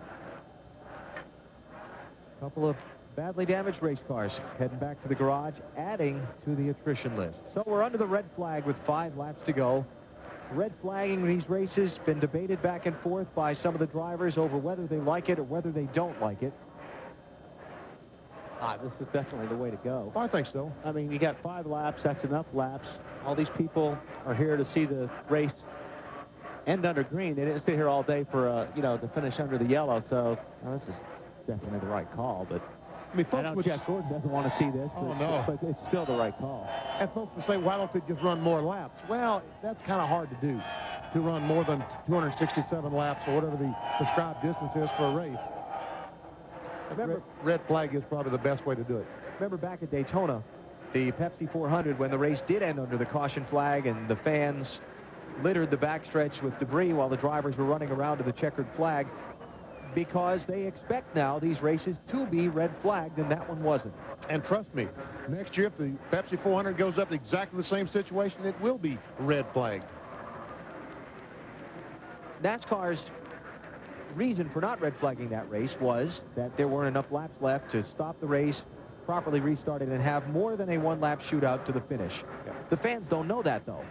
Well, that's right. They just wanted to see a Daytona race to the checkered flag on the green flag. But wouldn't you say Daytona's a little bit different on a restart with a few laps to go than a place like this? Because everybody can get 3, 4, 5 wide at Daytona, and that's a trickier call to make than on a place like this, which is 1.5 miles. They're all going to be starting single file. Well, I mean, NASCAR had safety in mind when they did not throw the red flag at Daytona and have a 1-lap shootout for the cash. And I don't think it would have been a dangerous situation. And I don't think any of the drivers disagreed with that call at Daytona. But this is a different animal here. I think just what some people would like to see, myself included, is some sort of a chart, so we know whether to expect the red flag finish or not. What's the cutoff line at each racetrack where we know what we're looking at? I think that the fans would like to know that. I think the teams would like to know that. Yeah, that they need to have a sheet when they go to Martinsville. When they go to Martinsville, they say, okay, less than 5 laps to go, we'll have a red flag. Bill, what's your take on this? I think in the interest of the fans, they put out the red flag because you want to give them the best finish. If that's a green flag finish, as it appears will be in this situation, that's fine, but a green flag finish would not have been the best finish for the fans in the Pepsi 400. So obviously you want to end it under green if that's the best finish you can give the fans or the best situation for a finish. I agree with Bill. Other than it may have been a heck of a finish at Daytona, but not the one we would have loved seen. What do you mean the fans would have liked the green flag finish, Bill? It wouldn't have been in the best interest of the fans, because what they probably would have seen, Benny, in all likelihood, is a bunch of wrecked race cars and somebody limping home to the finish. Absolutely. If the fans go to Daytona and they know what the hard, fast rule is for a 2.5-mile track, for a 1.5-mile track, for a 2-mile track, for a short track, then they go to the track, and okay, if it's 267 laps on a 1.5-mile track and the caution comes out on lap 261, they get them red flagged on 262, man, that's going to work. And that's going to work some other places, too. But it's not going to work every place because not all tracks are the same. No, I agree. That's what I'm saying. It's got to be different at every place. You don't want to do it at Talladega. You don't want to do it at Daytona. But most of the other places, you can get away with it. But now that you've created the expectation among the fans to get the red flag, and you don't do it, now they're let down. So you've got to tell them the circumstances in advance, is my point. Bill, do you mean to tell me that you think the fans did not want to see a bunch of wrecked race cars? That's not why I go to the races. No, me either. No, me either. Yeah, so that would not have been in the best interest of the fans. Me and you. But if we poll those 150,000 people at Daytona, we would not be in the majority, Bill. I think you'd be surprised. I think those fans that go to the Daytona races and Talladega races and all races, I mean, they go to see good racing. I don't think the majority of them anymore go to see the wrecks. I think that's an old adage that was used around the sport for a long time. I think now you go to see good racing. I hear a poll coming up, don't you? I certainly do. NBCSports.com. Are you listening? Yes. But come on, you don't really believe they're sending those guys around for... We did that one year, right? In the Pepsi 400, the year Andretti won. And Ward Burton, I think Mark Martin made contact in 3, and 20 cars that were in perfect shape 18 seconds earlier were in a wad on the backstretch, and that's not the way you want to finish a race. You can't go green for one lap at a restrictor plate race. I saw Rusty Wallace go in for in on the same situation at Talladega. I saw that out of my windshield. Yeah. So, I don't want to see that situation, Bill, but again, I think we're interested to see what the fans do want. All right, bottom line is, red flag today, right call. Right for the fans. Yeah. And we're looking forward to seeing the finish, and we hope there aren't any more wrecked race cars. Now, if you put in that poll, if you ask Breeders' Cup fans, do you want to see races red flag at the end? I know how they're going to vote. Exactly, see? Very nice. Very nice. All right, speaking of the horses, why don't we check with Tom Hammond on what's going on as we get set for the road to the World Thoroughbred Championships. Tom, how about the 1-horsepower guys? All right, Tom, we'll get you to the starting bell there as quick as we get to the checkered flag here in Kansas City. Under the red flag, Jeff Gordon leads. Ryan Newman's going to get another shot at him. The advantage Newman will have on the next restart. No lap cars to the inside. NASCAR rule, inside of 10 laps to go. Only the lead lap cars line up single file at the front of the pack. And not having those lap cars to the inside's got to be a help to him. Oh, it's a huge, huge advantage because now he's able to drive in turn 1 right on the back bumper of Jeff Gordon and try to get the thing loose. Rusty Wallace there running third, sitting inside his race car after a long, hot afternoon of racing. Let's see if we can talk to these guys. Ryan Newman, Benny Parsons, you got me? That would be a no, I think. Silence is a no. Let's try it again. Ryan Newman, Benny Parsons, you got me? Hear you, Benny. You hear me? All right, buddy. You got anything with that 24 car? Well, we got a restart. That's about all we got right now. He's definitely faster. We're just trying to see what the restart's going to bring. You never know with the restart here with about 3 to go. Have you talked to Rusty on the red flag? Talked to him a little bit, just make sure we treat each other right so we can stay in this point deal. Ryan, good luck to you. BP, how many times you mentioned the Alltel Ford up here today? Well, we've mentioned a couple of times. You know, you've been running pretty good. Yeah, we've been all right. We're just trying to take care of this 24 car here. Well, let's see what happens. You know, now you're not going to have any cars to the inside. You're going to be right behind him on this restart. Yeah, you got any tricks for me? No, I really don't. How is your car too tight, too loose? How is it right now? Can't tell you that, Benny. You're going to tell everybody. No, I wouldn't tell the show. Just me and you, buddy. Nah, I think I'll refrain from talking about that this time. But we'll just see what we can do with them. You know, it's one of those things where anything can happen. Well, good luck to you, bud. Thank you. Second place man Ryan Newman sitting inside that 12 car, waiting to see if he can do anything with Jeff Gordon and pick up a win today. Hey, Benny. Yes. His car's a little tight, and that's why he talked to Rusty to make sure that Rusty was aware of that because he's going to do everything he can to pass the 24. but don't tell anybody, okay? Okay, but I will not mention it to anyone. What's everything? Well, you should answer that question. Oh, wait a minute. Well, never mind. I'm not going to say that to you. Okay. Got Dale Earnhardt Jr. running fourth. And he's got a very good race car right now. Yeah. And he has fresh tires. Top 3 dozen, right? You know, just thinking back to one of these late race restart situations, Ryan Newman's been in recently, BP. How about Watkins Glen? Remember on the road course there? He had a chance at Tony Stewart coming to the final bell, if you will. Oh, yeah. Since we're thinking horse racing here ahead a little bit. Oh, yeah. The restart point. The restart point. Here it was on the road course at Watkins Glen when Stewart got the jump on Ryan Newman, and Ryan's chance to make a last lap pass on Tony went away before they even got the last lap started. Yes.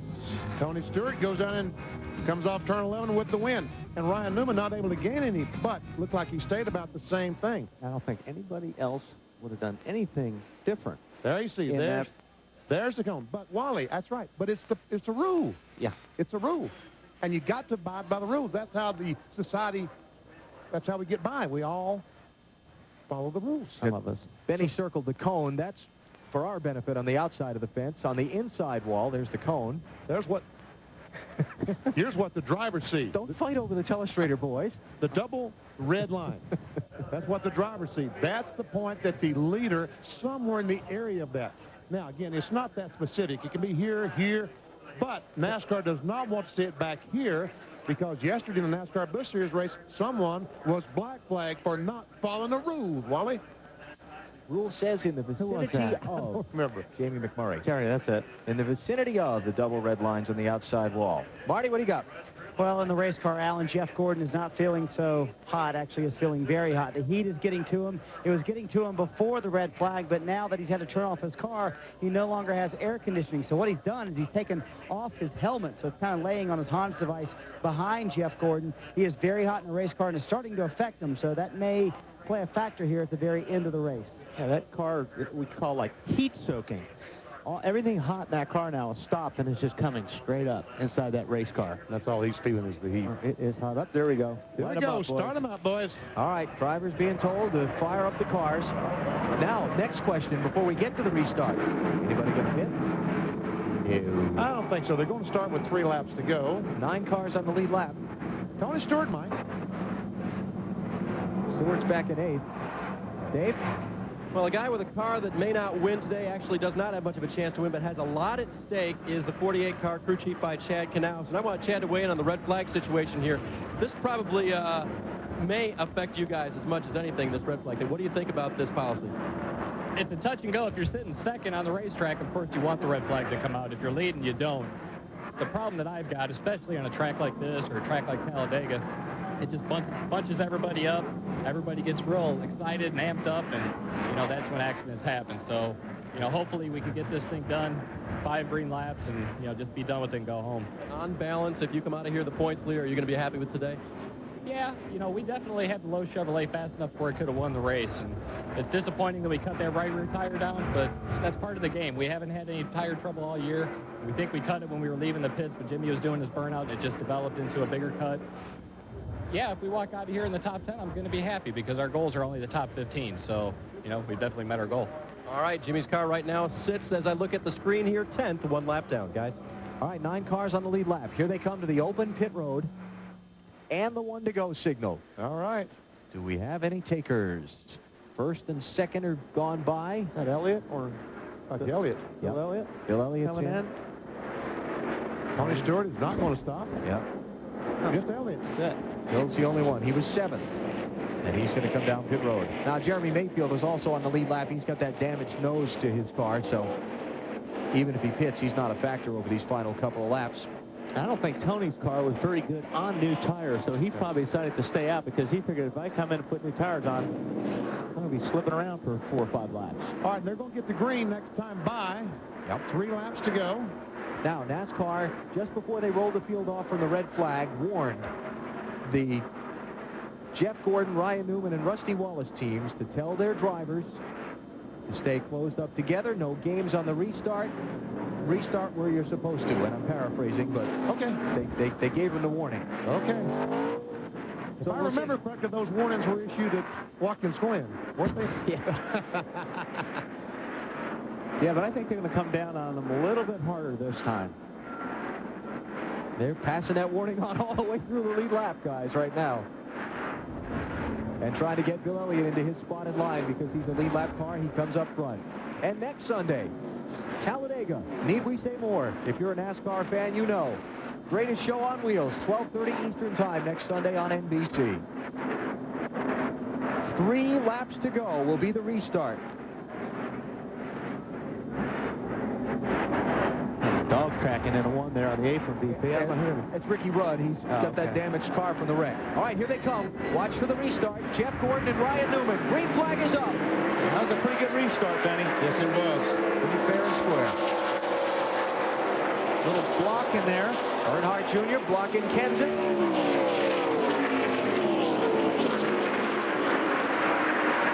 And Gordon with a good couple of car length advantage. Another tough restart for Tony Stewart, BP. He's slipping around. It's back there in the 20. And Nemechek on the inside goes by Kenseth to take over this 5th spot. And here comes Elliott with those 4 fresh tires.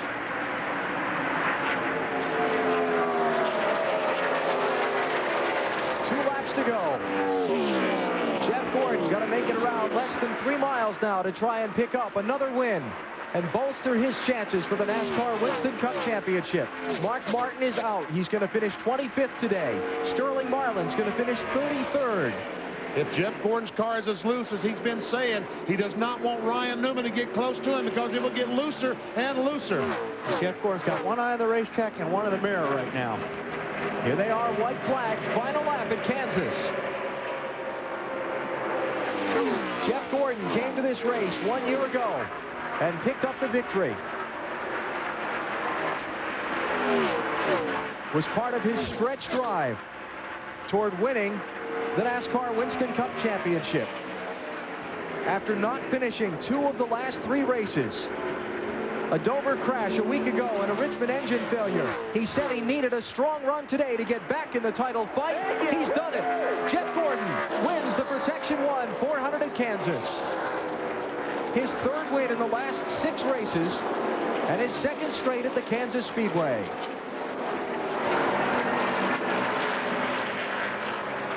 Great job by you guys. Wonderful job. You be careful of that thing, Jeff. Randy Dorton, the engine man, said, don't do those burnouts and hurt that engine. Marty? Well, Rick Hendrick, that was pretty impressive. After a couple of bad weeks, it looks like you're back in it. Well, I'll tell you what, I told him during that break, I said, if I had anybody out there with 5 to go, man, you're the man. So it's good to bounce back like that, and I think the points deal's really tightening up again, so it's going to be a heck of a run here to the end for everybody. All right, you might win this championship after all, Rick. Thank you, thank you. There you go, Rick Hendrick and this entire 2014 head to victory lane. Jeff Gordon going to come down and do the victory celebration. Let's see how careful he is with it today. Yep, now you heard Randy. He said be easy with his engine. He's going to do it in the grass. That's a good idea. Nah, oh yeah, okay. I think we figured he'd just changed his mind and was going to go to victory lane, but I guess not. If Randy said, Randy Dorton, that's the man in the engine shop. He says take it easy. You better take it easy. Jeff Gordon's today's winner, and Chevy congratulates Jeff in the number 24 Monte Carlo. Jeff will tell you the only thing that comes close to Monte Carlo's reputation on the track is its reputation on the street. More champions depend on Chevy. We'll be there. Jeff Gordon wins. Ryan Newman is 2nd. Rusty Wallace 3rd. Joe Nemechek with a great 4th place finish. Season's best for him. In fact, his first top 10 of this year. And Bill Elliott came back for 5th. And championship standings, new leader. The rookie is at the head of the pack. And Matt Yoakum is with Jimmy Johnson right now. Well, Jimmy Johnson brings home a 10th place finish. You didn't win the race, but maybe some good luck. You took over unofficially the points lead for the first time in your career. I was wondering why everybody was standing around. There's more media people here than probably out on victory lane with Jeff. That's great. You know, unfortunately, we had a flat tire. It cost us and we got down, but we had a great race car and a great team, and we weren't going to let us get us down. We were a little loose on the starter runs, really run for the guys for the lead, but at the end of a run, we'd come on, but we just bought them too much track position in the beginning. But this is what we needed with the Lowe's Monte Carlo. I want to thank everyone at Hendrick Motorsports and Lowe's and their employee owners for their support. And who knows? We'll see. It's been a bad place to be in leading points these days. Everybody keeps having trouble, so hopefully we can just take it and hang on to it. Well, he didn't win the race, but he's so far won the points lead at this point. maybe I can get a boat for that one. Dave? Ryan Newman finished second today, trying to chase down Jeff Gordon at the end. Ryan, what didn't you have?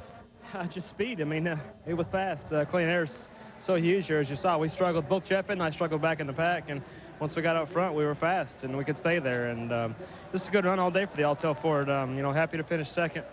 Not happy we didn't win, but you know, we had a car that was capable of winning, and we were there, and we showed our stuff. You can't win every day. Well, and the crew radioed him as he was coming in. Another top 5 for them. They're having a great year. Alan? All right, while we wait to talk to Jeff Gordon, here's how they ran today at Kansas. 9 cars in the lead lap. Jeremy Mayfield will limp home in 9th. In the lead lap, Jimmy Johnson, as you see, 1 lap down, finishing 10th. 61st NASCAR Winston Cup win for Jeff Gordon. 17 cars, 1 lap down or better. Then Elliott Sadler, after that fourth lap crash, comes back to finish 18th. And there you see Mark Martin in 25th. Going into the race, the championship point leader comes out in 2nd spot. Sterling Marlin finishing 33rd. 13 lead changes among 10 drivers today. 11 cautions for 52 laps. And 15 drivers failed to finish a season high for 2002. Let's go to victory lane, Bill. Well, last Sunday afternoon at Dover, Jeff Gordon crashed, fell out of the race, and told us in the garage area he wanted to go to Kansas and win. And guess what? He did. Now he looks for car owner Rick Hendrick. Crew chief Robbie Loomis has already been here to congratulate him. He told us as he was sitting in the car, he feels okay. Very hot, but feels okay. Well, I know you didn't want to see me last week in the middle of that race at Dover, but you said it'd be a more pleasant meeting here at Kansas. At least that's what you were hoping, and by gosh, it worked out. Congratulations. Yeah, I kind of put my foot in my mouth last week, said we had to win and had to back it up, but this team, what an amazing job they did. They really did a lot of work coming into this event, went off a lot of notes we had from last year, never gave up. Great horsepower underneath the hood of the DuPont Chevrolet. Man, I'm exhausted. I was fine until they threw that red, and I knew they were going to throw the red, but I didn't realize how hot it was when we sat over there, and I think all of us are pretty exhausted, but what a great victory for the DuPont Chevrolet. I want to thank Pepsi, GMAC, Fritos, Delphi, Lowe's, oh man, everybody that, Haas, EDS, everybody makes it happen. I'm just completely worn out, and got Tyvek on the deck of this weekend too. Happy to have them. Did you know that Mark fell out? I saw that he had problems, but I didn't know what it was. I saw Sterling had, you know, every time those guys have had trouble, so have we. So I didn't want to put too much into it. I just wanted to go out there and run our race, and you know, what a great race it was, man. I'm just so proud of these guys, and thank God for just a great, safe day, and that thing was on rails, man. I tell you, I was loving it. I wish I could be more excited, but I'm just completely whooped right now. That's okay. Congratulations. 2 Winston Cup races at Kansas, 2 wins for Jeff Gordon. And back in the thick of the fight for the NASCAR Winston Cup Championship. Next Sunday, 12:30 Eastern on NBC, the EA Sports 500 from Talladega, starting with Discover Card Countdown to Green. Gordon wins at Kansas, 7 races to go. It's going to be a terrific fight for the Winston Cup title. Let's go to horse racing.